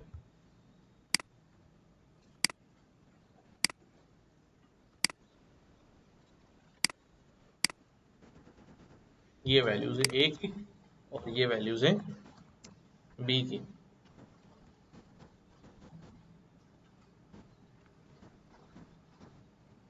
ठीक है। इन दोनों वेक्टर्स को मैंने क्या करना है, मल्टीप्लाई करना है। अच्छा, इनका सिंपल फार्मूला क्या होता है कि मैं अगर ए और बी में डॉट प्रोडक्ट निकालूं दोनों वेक्टर को, वेक्टर की मल्टीप्लिकेशन वैसी मल्टीप्लिकेशन नहीं होती जैसे हम 2 और 3 मल्टीप्लाई कर देते हैं। तो इसका फार्मूला क्या होता है हमारे पास, ए बी साइन थीटा होता है, कॉस थीटा होता है, cos theta, A B cos theta. ये थीटा क्या होता है भाई, ये दोनों के दरमियान एंगल होता है, याद आ रहा है ना, अभी कॉलेज में पढ़ाया गया होगा। एक वेक्टर ए है और एक वेक्टर बी है, इन दोनों के दरमियान एंगल जो है वो थीटा बन रहा है। अब मैंने इसी वजह से कॉलेज छोड़ा ना सर, ठीक है, नहीं हम वैसे भी गुजर सकते हैं, हम आगे निकल जाएं, आप आगे जाके जो है ना वो एनएलपी डेवलपर भी बन जाएंगे। लेकिन अगर अब अब आपको एटलीस्ट आइडिया तो हो गया ना यार, हम एम्बेडिंग पढ़ रहे हैं या एम्बेडिंग देख रहे हैं या इम्प्लीमेंट कर रहे हैं या वेक्टर डेटाबेस पढ़ रहे हैं, तो कम से कम आपके पिक्चर तो क्लियर है ना। वरना मैंने बहुत सारे देखे अच्छा काम करेंगे, पूछो तो पीछे क्या हो रहा है कुछ भी नहीं पता होता। बट ठीक है, काम काम हो रहा है, कॉल कर लिया, फंक्शन चल गया, बट नहीं पता क्या हो रहा है। पैसों के फोकस नहीं, पैसों की बात नहीं होती, लेकिन कहीं जब कस्टमाइज काम करना पड़ता है ना, जहां कस्टमाइज कहा, जहां रिक्वायरमेंट आती है, नहीं यार ये एपीआई तो ये प्रोवाइड कर रही है, बट ये जो मैं काम करना चाह रहा हूं इसकी एपीआई नहीं है, आप जरा इसको कस्टमाइज करके जो है ना ये वाली एपीआई बना दो। बस वहां हाथ खड़े हो जाते हैं, नहीं जी, बिल्कुल। अब ये दो वेक्टर है ना, इन दोनों को मल्टीप्लाई करना है, ए डॉट बी करना है। अच्छा देखो, हमने ये सीखा हुआ है कि जब हमने सेट के अंदर सीखा हुआ था ना, कि भाई अगर मैं सेट्स को एक, ये हमारे पास अलजबरा में सीखा हुआ है, चलो हमने अलजबरा में हमने सीखा हुआ है कि भाई जब दो ब्रैकेट्स मल्टीप्लाई होते हैं तो क्या होता है भाई, क्या होता है, पहले 3 से होगा, फिर 3 किससे होगा, 5 से होगा, फिर 4 3 से होगा, फिर 4 किससे होगा, 5 से होगा। इस तरह ये हर एक एक दूसरे से क्या हो जाता है, मल्टीप्लाई हो जाता है। ये हमने अलजबरा में सीखा हुआ है ना, ठीक है। बट क्योंकि ये डॉट प्रोडक्ट है और cos 0 की वैल्यू कितनी होती है, 1 होती है, ठीक है, और cos 90 की वैल्यू कितनी होती है, 0 होती है। अब अब क्या होता है कि अगर मैं इसको मल्टीप्लाई करना शुरू करूंगा, इनके दरमियान जो एंगल है वो cos का एंगल है ना। अच्छा कभी आपने पढ़ा होगा कि भाई इसका जो शेडो है वो इसके ऊपर गिरता है, कुछ याद आया, इस वो शेडो क्यों गिराते हैं, शेडो जो डॉट प्रोडक्ट निकालते हैं वो वेक्टर ए और बी में नहीं निकालते, वो किस में निकालते हैं, वेक्टर ए का डॉट प्रोडक्ट निकालते हैं with shadow of vector B. Shadow of vector क्यों, शेडो क्यों निकालते हैं, क्योंकि जो उसका साया यहां पड़ रहा हो, साये के दरमियान और वेक्टर के दरमियान एंगल कितना हो जाएगा, 0 हो जाएगा, और 0 पे ही तो वैल्यू निकलेगी, 0 पे ही वैल्यू निकलेगी, वरना वैल्यू निकलेगी नहीं। 90 हो जाएगा तो वो cos 0 90 हो तो पूरी वैल्यू 0 हो जाएगी। तो खैर अभी ये बात नहीं अगर समझ में आ रही किसी को, जिसने पढ़ी होगी थोड़ा फिजिक्स में तो उसको याद होगा। अब हम क्या करेंगे, अब ये 3 जो है वो 2 से मिलता होगा, 3 जो है वो 6 से मिलता होगा, 3 जो है 1 से मिलता होगा, बट ऐसा नहीं होगा। क्यों, क्योंकि हर एक्सिस हमेशा एक दूसरे पे क्या होता है, परपेंडिकुलर होता है। अगर मैं ये 3x है और 4y है और ये 2x है और 6y है, तो अब x एक्सिस और x एक्सिस के दरमियान कितना एंगल होगा, 0 होगा, तो x को x से मल्टीप्लाई करूंगा कितना हो जाएगा, 6 हो जाएगा। लेकिन x को अगर इस वाले y के साथ मल्टीप्लाई करने आऊंगा, जैसा मैं कह रहा हूं कि 3 2 से भी होगा और 3 6 से भी होगा, 6 से मल्टीप्लाई करने आऊंगा तो x और y के दरमियान एंगल कितना हो जाएगा, 90 हो जाएगा, और cos 90 कितना हो जाएगा, 0 हो जाएगा, तो वैल्यू 0 हो जाएगी। तो जब दूसरे एक्सिस में मल्टीप्लाई करने जाते हैं तो वो 0 हो जाता है, इसलिए हम मल्टीप्लाई करते ही नहीं है। हम शॉर्ट फॉर्म में क्या कहते हैं, हम शॉर्ट फॉर्म में कहते हैं भाई आप एक काम करो, क्या काम करो, x वालों को x के साथ मल्टीप्लाई करो, y वालों को y के साथ, z वालों को z के साथ, और बाकियों को बाकी के साथ। इसलिए डायरेक्टली जब मैं डॉट प्रोडक्ट निकालूंगा इसका, तो मेरे पास क्या बन जाएगा अभी, 3 multiply by 2 plus 4 multiply by 6 plus और 5 multiply by 1 plus 6 multiply by 2 plus, और क्या रह गया, उधर कोई नंबर डाल देते हैं, 1 मल्टीप्लाई बाय 5, और ये मल्टीप्लाई होके मेरे पास कोई ना कोई वैल्यू जो है वो बन जाएगी, एक वैल्यू। इसमें बाकी इन्वॉल्व होते हैं, लेकिन वो चूंकि एंगल 90 होने की वजह से 0 हो जाते हैं, इसलिए नल एंड वाइड हो जाते हैं, इसलिए हम डायरेक्ट मल्टीप्लाई कर देते हैं। तो ये हमारे पास इस तरह से डॉट प्रोडक्ट निकल आता है। ये चीज मैंने यहां पर इंप्लीमेंट करी है।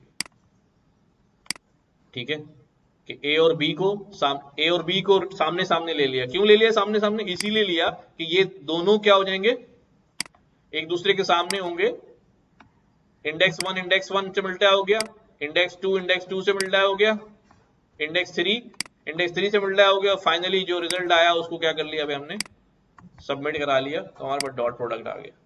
तो ये डॉट प्रोडक्ट हमने यहाँ कॉल कर लिया। अब डॉट प्रोडक्ट के बाद जो है वो क्या करना है, स्क्वायर निकालना है, ये निकालना है, वो निकालना है, सारी जो है ना वैल्यूज करके product divided by magnitude of A magnitude of B, यही फार्मूला था हमारे पास। अभी हमने जो यहाँ देखा था, इनका product divided by magnitude of A divided by magnitude of B, दोनों के मल्टीपल से डिवाइड करके कोसाइन सिमिलरिटी स्कोर निकाल दो। ठीक है, मैं ज्यादा डिटेल में नहीं जा रहा फार्मूले की, वरना फिर वो समझ में भी नहीं आएगी अभी। ठीक है, इस तरह हमारे पास क्या निकल आएगी, कोसाइन सिमिलरिटी। मैं ये डॉट प्रोडक्ट वाला काम भी अंदर घुसा सकता हूं, लेकिन चलो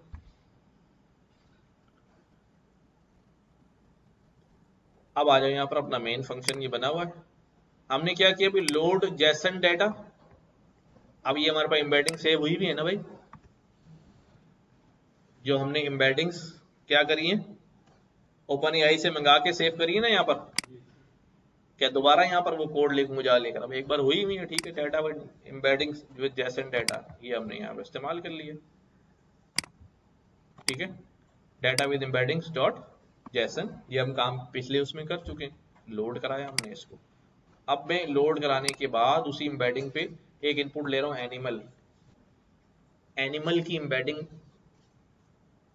निकाल के लाओ, कहां से, चैट जीपीटी से, और हमारी वाली एम्बेडिंग्स में मैप कराओ, चेक कराओ, कोसाइन सिमिलरिटी निकालो कि एनिमल से सिमिलर एम्बेडिंग्स कौन कौन सी हैं। ठीक है, वापस आ जाओ समझ में नहीं आने के। यहां पर डेटा डॉट जेसन हर एक की एम्बेडिंग मौजूद है, इसमें एनिमल वर्ड नहीं है। एनिमल की एम्बेडिंग कौन देगा मुझे, ओपन एपीआई से आएगी, और मैं अपने पास यहाँ क्रिएट की हुई एम्बेडिंग्स के साथ उस एम्बेडिंग की सिमिलरिटी निकालूंगा। एनिमल की डॉग के साथ भी, कैट के साथ भी, एलिमेंट के साथ भी, लॉयन के साथ भी, टाइगर के साथ भी, सब के साथ, फिर आगे दरख्तों की भी है। तो टॉप पे किसकी एम्बेडिंग आनी चाहिए, एनिमल्स की एम्बेडिंग जो है वो क्या होनी चाहिए, करीब करीब आनी चाहिए, और इसकी जो है वो पीछे आनी चाहिए। उससे हमें पता चल जाएगा सिमिलरिटी चेक जो है हो रहा है या नहीं हो रहा है। तो मूव ऑन करते हैं। यहां पर इनपुट लिया एम्बेडिंग का, और जनरेट एम्बेडिंग में पहले वो क्या कर दिया, इनपुट डाल दिया। अब जनरेट एम्बेडिंग का फंक्शन तो मैंने यहाँ बनाया ही नहीं है, लेकिन मैंने उसको क्या कर लिया, इंपोर्ट कर लिया है जनरेट एम्बेडिंग को, और लोड जेसन डेटा का फंक्शन भी इंपोर्ट कर लिया। तो मुझे वहां जाके पुरानी फाइल में क्या करना पड़ेगा, एक्सपोर्ट करना पड़ेगा ना। वहां उस फंक्शन के साथ क्या लिखना पड़ेगा, एक्सपोर्ट लिखना पड़ेगा, तभी तो यहां पर क्या करूंगा, इंपोर्ट करूंगा। तो वो वाली फाइल मेरी कौन सी थी, embeddings.js। यहाँ ये फंक्शन बने हुए हैं ना, लोड जेसन डेटा का फंक्शन बना हुआ है, यही फंक्शन यूज करना है ना। तो मैं इसके आगे क्या लगा दूं, एक्सपोर्ट फंक्शन। और कौन सा यूज किया मैंने, डेटा विद एम्बेडिंग्स, ये फाइल भी यूज करी है मैंने। फाइल तो मैं डायरेक्टली भी यूज कर सकता हूँ, मेरे उसी फोल्डर में पड़ी हुई है, तो टेंशन नहीं है। हाँ, तो नहीं, चलो उसको बाद में डिस्कस करते हैं, अभी पहले इसको पूरा करते हैं।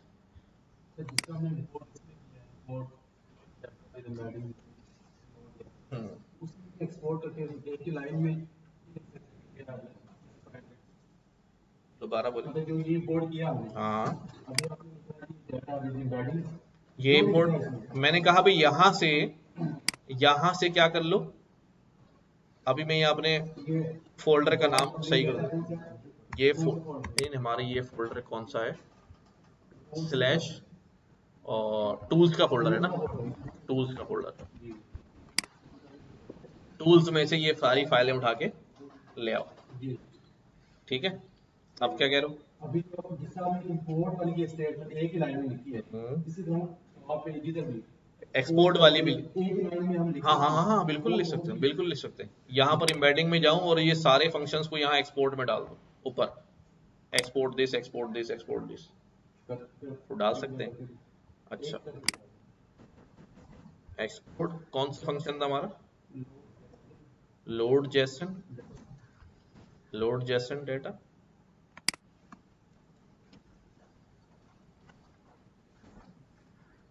ब्रैकेट सही लगाया मैंने, कर्ली ब्रैकेट आएगा ना, ये हो गया एक्सपोर्ट।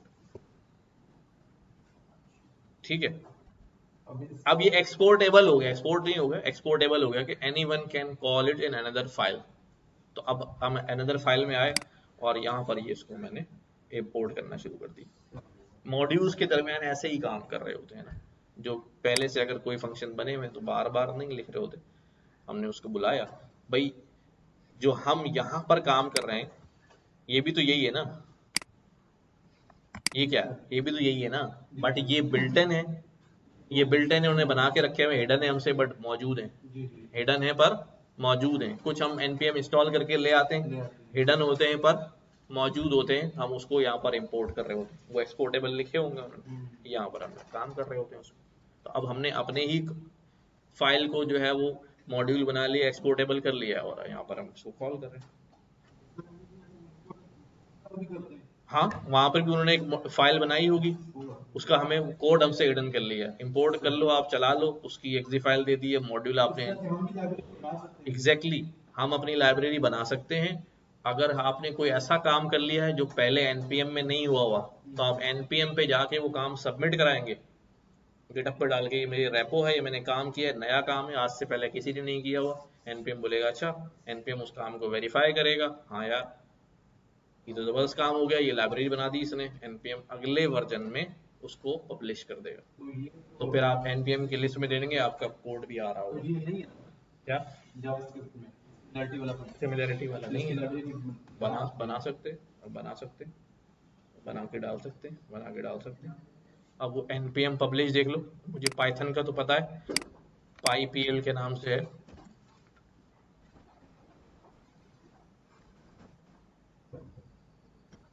पाई पाई में जाके पब्लिश करते हैं, ये पैकेज इंडेक्स, इसके अंदर आप जो है अपने पैकेजेस लोड भी कर सकते हैं, find install and publish Python packages.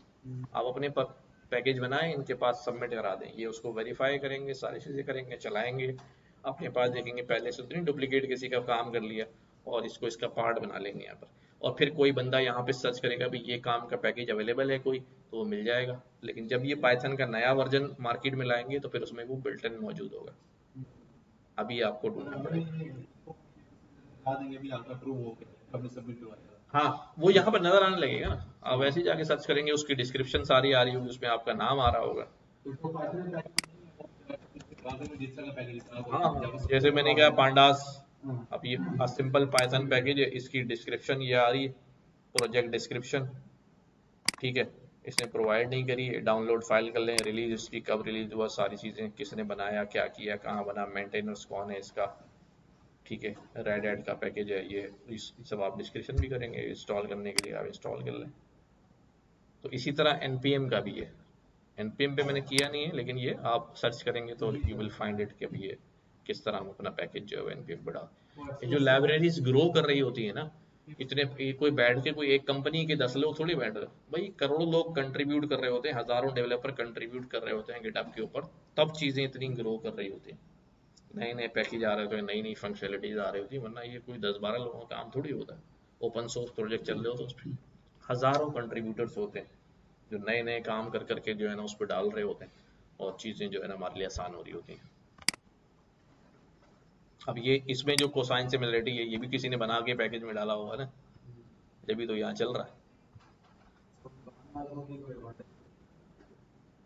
अच्छा, उसका एडवांटेज क्या होता है, जब आप ओपन सोर्स पे कंट्रीब्यूटर होते हैं ना, तो इसका हमारे यहाँ भी लोग नहीं पूछते, बट आप यूरोपियन किसी कंपनी में इंटरव्यू देंगे या कुछ काम करेंगे, तो वो यहाँ ही वो ये सवाल जरूर पूछते हैं कि आपने कितने ऐसे प्रोजेक्ट्स थे ओपन सोर्स के जिस पे कंट्रीब्यूट किया, ठीक है, तो वो कहते हैं दिखाएं भी क्या कंट्रीब्यूशन है, तो जो आप उनके गिटहब पे जाते हैं और अपना कंट्रीब्यूशन दिखाते हैं, दे रियली इंस्पायर कि वाकई आपने जो है वो जबरदस्त जो है वो कंट्रीब्यूशन किया हुआ है, ठीक है। इसी तरह ये भी सवाल हो जाता है कि भाई आप, ठीक है, डेवलपर अच्छे हैं, आप कितने ऐसी कम्युनिटीज हैं जिनका पार्ट है जहां पर आप लोगों के प्रॉब्लम्स जो है वो रिजॉल्व करते हैं।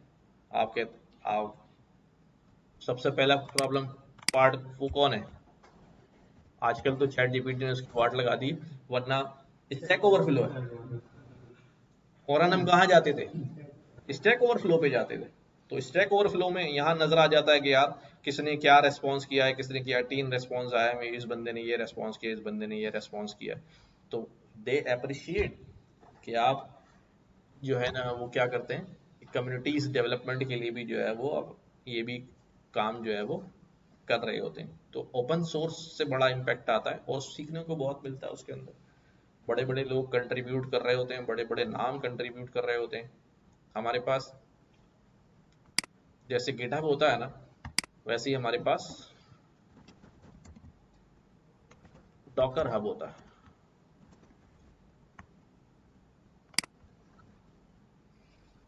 ठीक है, यहाँ पर आप पूरे पूरे ओपन सोर्स प्रोजेक्ट बना के जो है ना वो यहाँ पर रख देते हैं।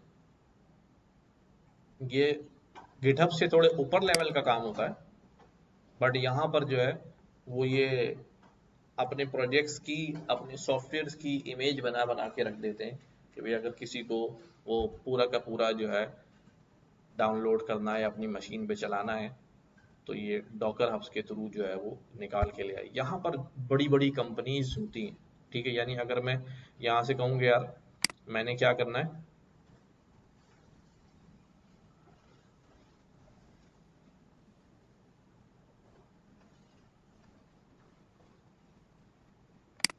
मैं कहता हूँ मैंने विंडोज का कोड चाहिए,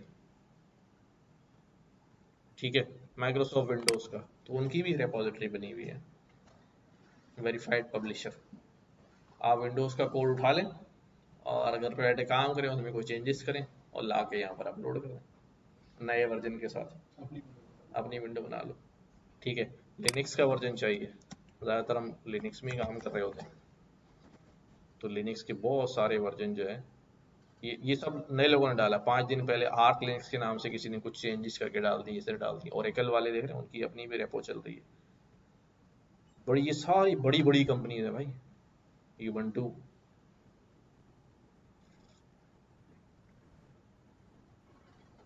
बड़े ऐसे प्लेटफॉर्म बने हुए। जब जब इसके ऊपर मैंने तो लिनक्स के ऊपर जो है ना वो काम किया हुआ था, लेकिन लिनक्स की विंडोज में काम नहीं किया हुआ। लिनक्स के ऊपर जितने सॉफ्टवेयर बनते हैं, इसका फायदा क्या होता है? इसका फायदा ये होता है, इमेज और कंटेनर बनाने का फायदा क्या होता है?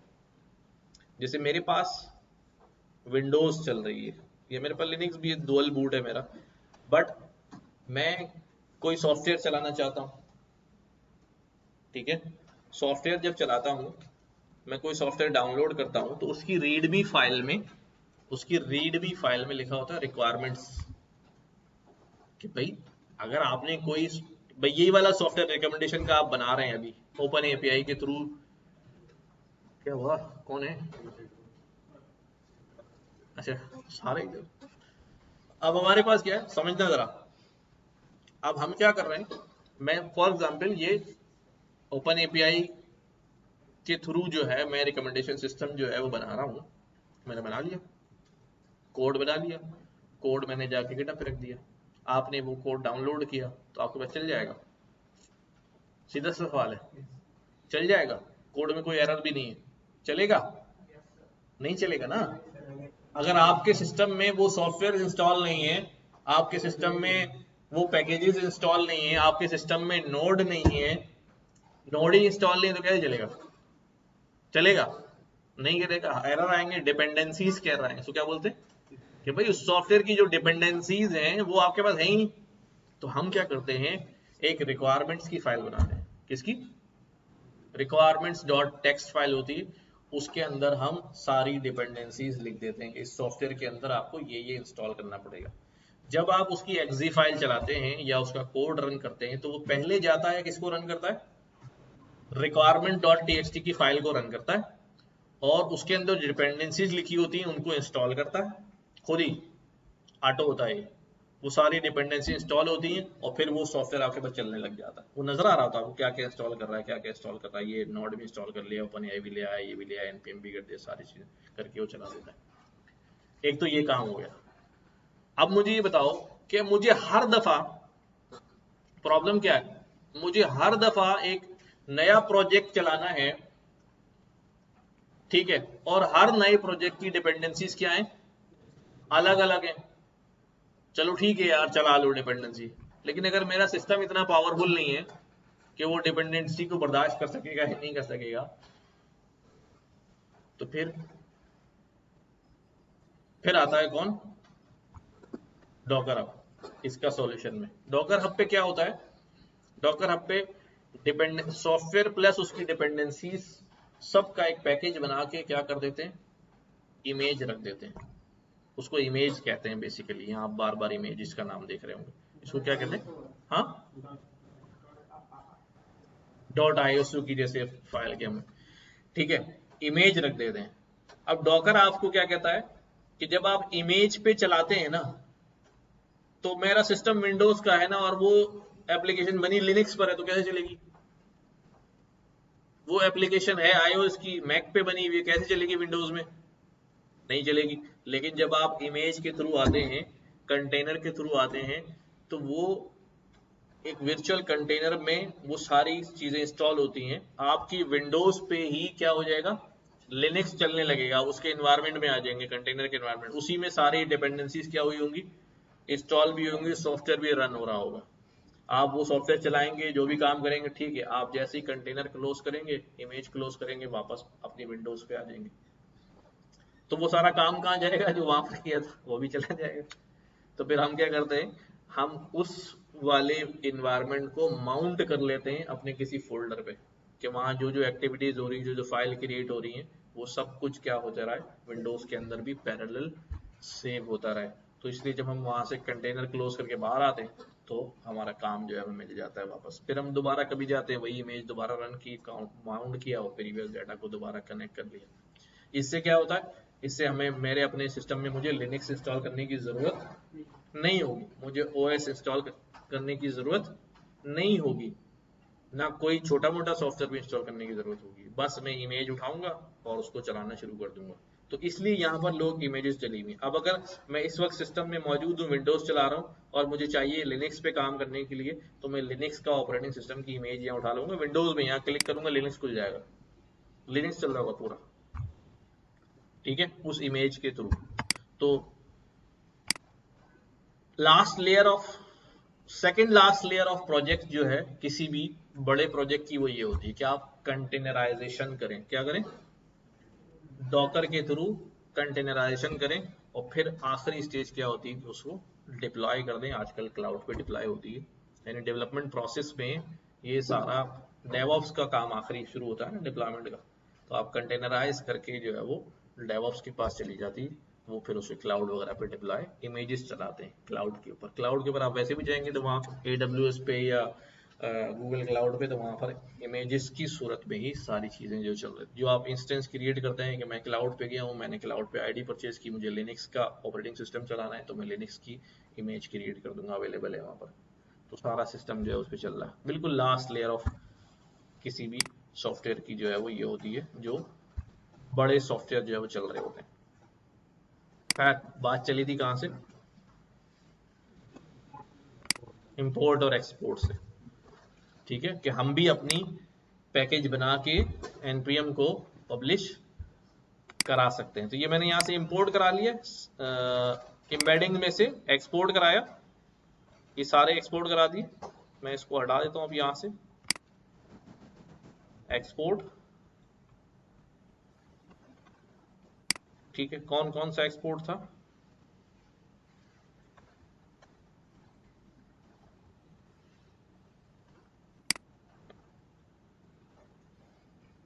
json data, generate embedding, save to file, ठीक है। सिमिलरिटीज में यहाँ पर फिर वही किया, लोड json डेटा इंपोर्ट हो गया है, ये वाली फाइल लोड कराई, जनरेट एम्बेडिंग का फंक्शन लिखने की जरूरत नहीं है, इंपोर्ट करके ले आए हैं, जो सिमिलरिटीज आएंगी यहाँ सेव करेंगे। आप एक एक एंट्री वहां से लेके हर एक की सिमिलरिटी निकाल के हमने जो है एम्बेडिंग निकाली उसकी, और सिमिलरिटीज में जो है वो पुश करते गए। इन द एंड फाइनली जो है वो सिमिलरिटी ऑफ दिस विद सारी सिमिलरिटीज जो है वो उसकी नजर आ जाएंगी। मैं इसको रन करता हूँ कि भाई ये कहाँ तक कोई ऐसा एरर ना दे रहा हो। अच्छा जी, सिमिलरिटी नोड आ गया यार, क्या अभी?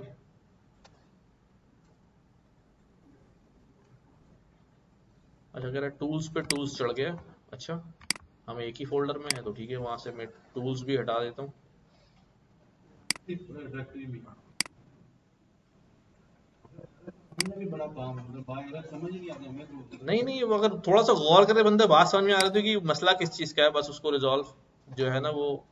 अब कल जो डायरेक्टरी वाला एरर आ रहा था ना, अब मेरा मैं काफी देर लगा रहा डायरेक्टरी डायरेक्टरी यार, डायरेक्टरी क्यों नहीं आ रही, डायरेक्टरी क्यों नहीं आ रही, डायरेक्टरी देख नहीं रहा हूँ कि ऊपर इंपोर्ट ही नहीं किया हुआ, इंपोर्ट ही नहीं किया हुआ। मैंने जाके चैट जीपीटी पे लाया, उसने बोला भाई आप ये, उसने दिखा दिया तो ऊपर फटाफट भाई दिखा वो दिया ऑनलाइन से चैट भाई। जीपीटी से पूछने से हाँ लॉग इन करना ये देखो, ये लिखा हुआ उसने डाला। उसने, मैंने कहा भाई ये डायरेक्टरी का एरर क्यों आ रहा है, उसने कहा भाई पहले इंपोर्ट ही नहीं किया हुआ यार, इंपोर्ट ही नहीं है, पहली लाइन पे नजर आ गया। मैंने कहा यार हद हो गई, हद हो गई कि यार क्या मसला है। वो कभी कभी फूक जाता है बंदा। आप किसी एरर में लगे रहो, घंटों लगे रहो, अगला आके कोई आगे था ये मसला है, अरे ये मैंने क्यों नहीं देखा, मैंने क्यों नहीं देखा ये।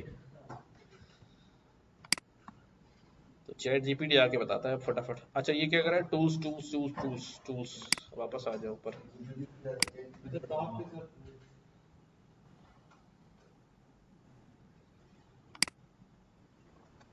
मैं इससे पीछे वाला फोल्डर दे दूं इसको।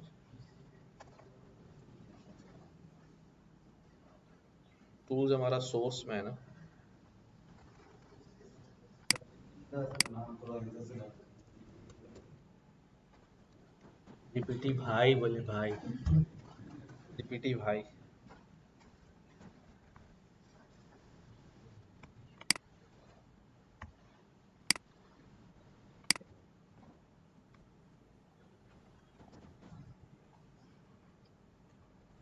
सही लिखा हूँ ना ना ना ना ना ना।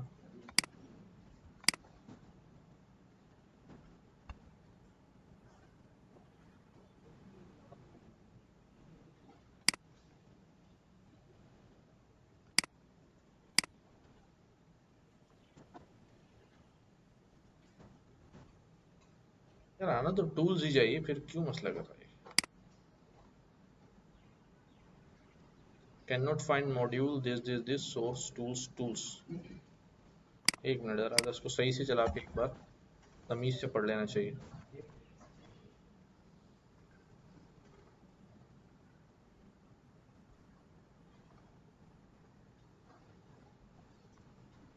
दूसरी जगह पे पर या फाइल का नाम तो नहीं है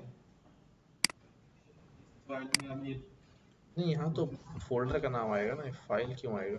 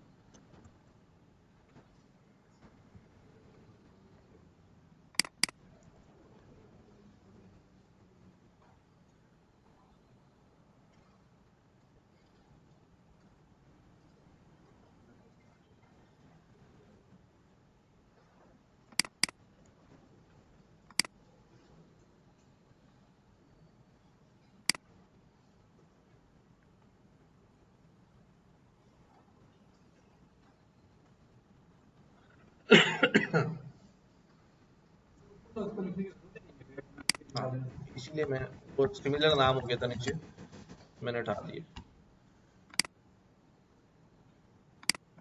कोड तो सही कर रहा है, ये क्या मसला है?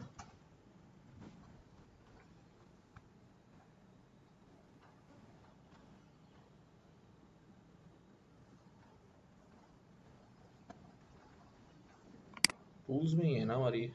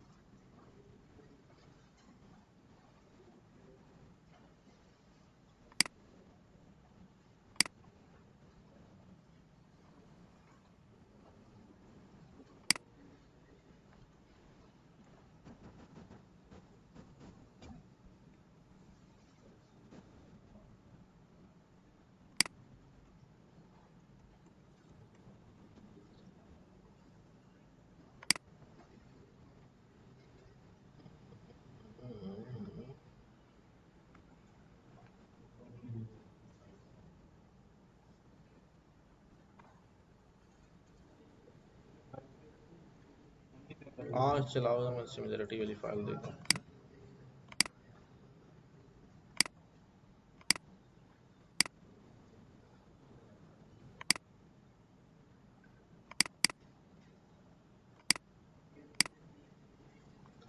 अपने पास चलाएं भाई।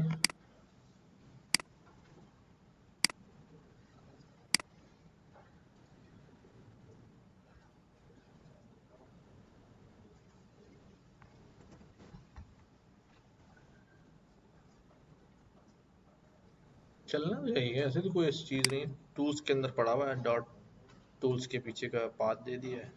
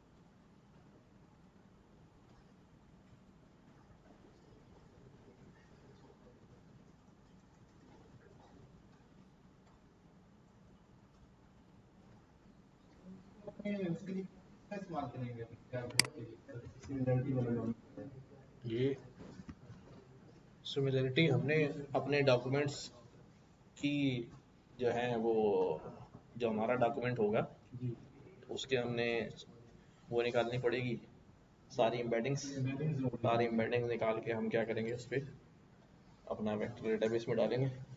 फिर अपने टूल फंक्शन बनाएंगे। टूल फंक्शन फिर वो वैसे ही काम करेगा जैसे प्रीवियसली, पहले वो वहाँ जा रहा था लेने के लिए, फिर यहाँ से हमारी एम्बेडिंग्स लेगा, डाटा लेगा और उसको मिलेगा हैं।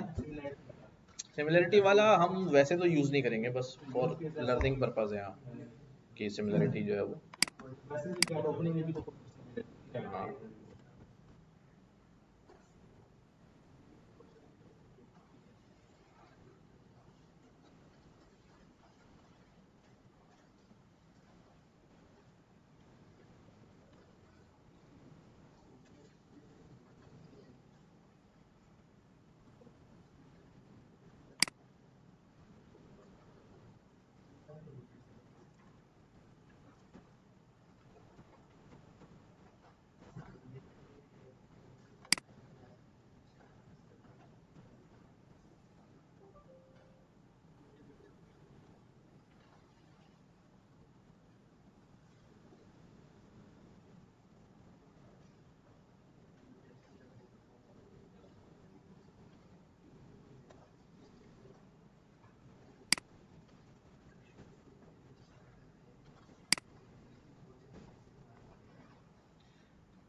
चलिए यार, ये फाइल नेम जो है ना न्यू लिखना पड़ेगा। आप फाइल नेम फोल्डर नहीं, क्योंकि हम उसी फोल्डर में नहीं, हमने तो जहाँ से फंक्शन इंपोर्ट किए हैं वो ये वाली फाइल से एक्सपोर्ट किए हैं ना। हाँ, बस फाइल बता दी हमने यहाँ पर, ये बता दिया ना, embedding.js से बता दिया। तो इसने राइट करा दिया save data to data with embedding.json।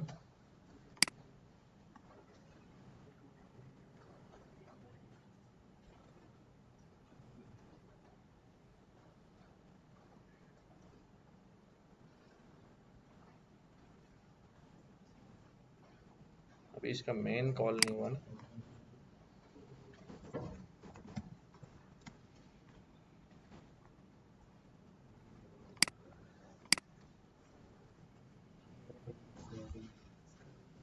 देखो ये आ गई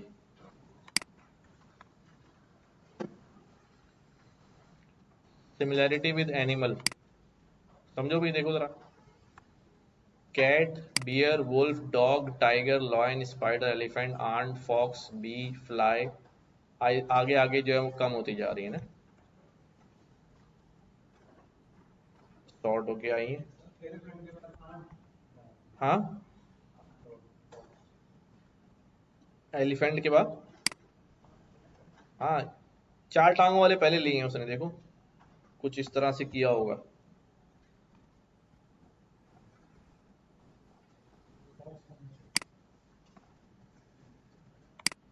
fox, ant, fly, lady bird, ding ding ding ding डिंग।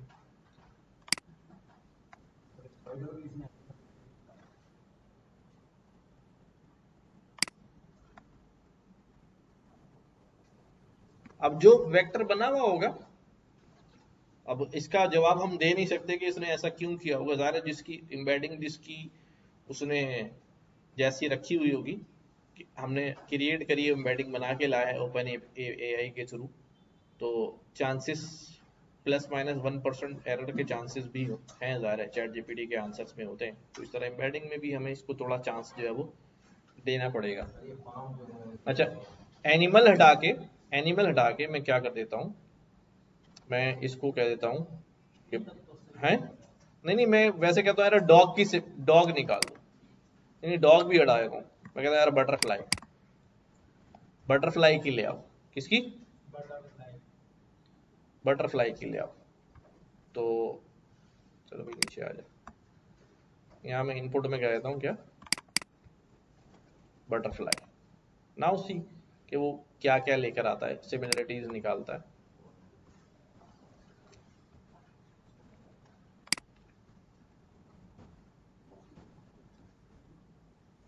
देखो डॉग शॉग सब नीचे चले गए, टॉप पे कौन आ रहा है, बटरफ्लाई खुद आ रहा है पूरा 100%, dragonfly, ladybug, bee, beetle.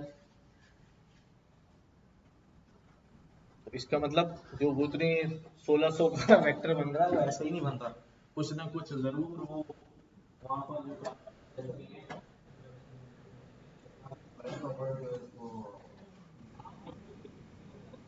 सारे जो है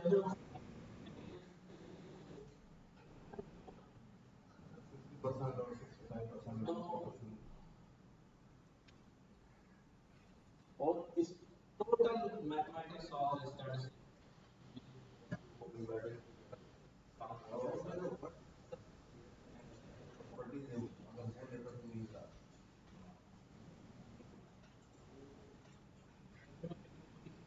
जो है वो 10 से 15 मिनट की एक्सप्लेनेशन होगी, वो आपको बताऊंगा कि इम्बेडिंग का जो है ना वो वेक्टर कैसे जनरेट करता है।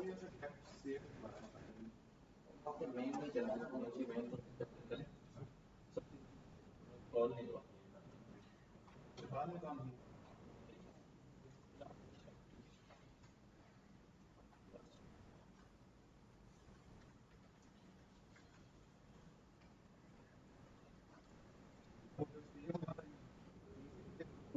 दूसरी फाइल में सेव करा दिया।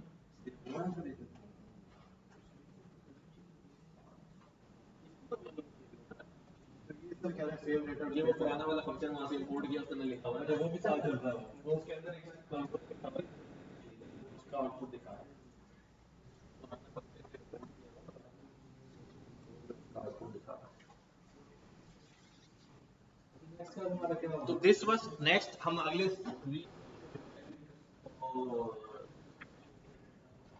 आईडी के आगे 2-3 जो है ऑनलाइन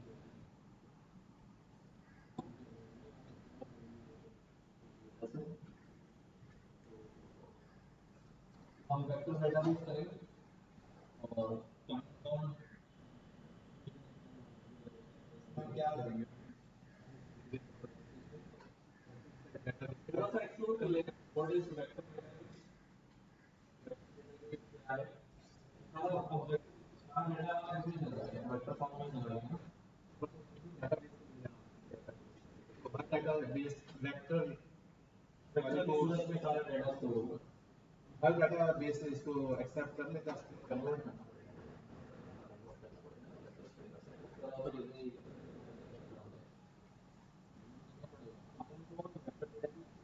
आसान सी चीज है, पहले तो बस समझनी है।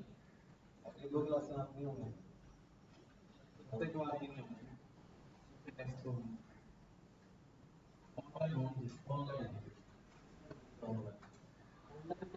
टाइम पे करें,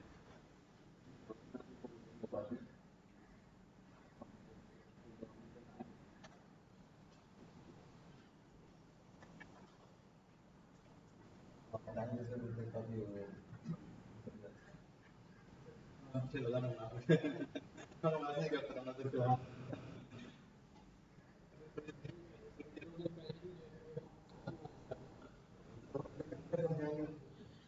बस ये वेक्टर डेटाबेस करके हम इसमें प्रोजेक्ट करेंगे, प्रोजेक्ट करके फिर हम एलएलएम पे जाएंगे। ठीक है,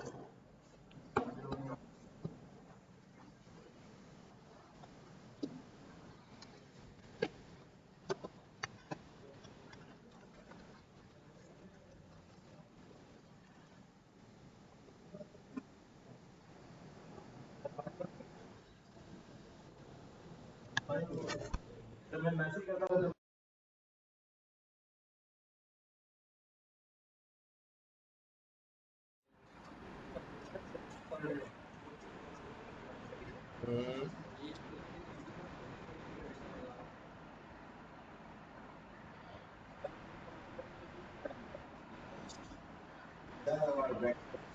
लेकिन उसमें भी जो है ना, अगर हम ओवरऑल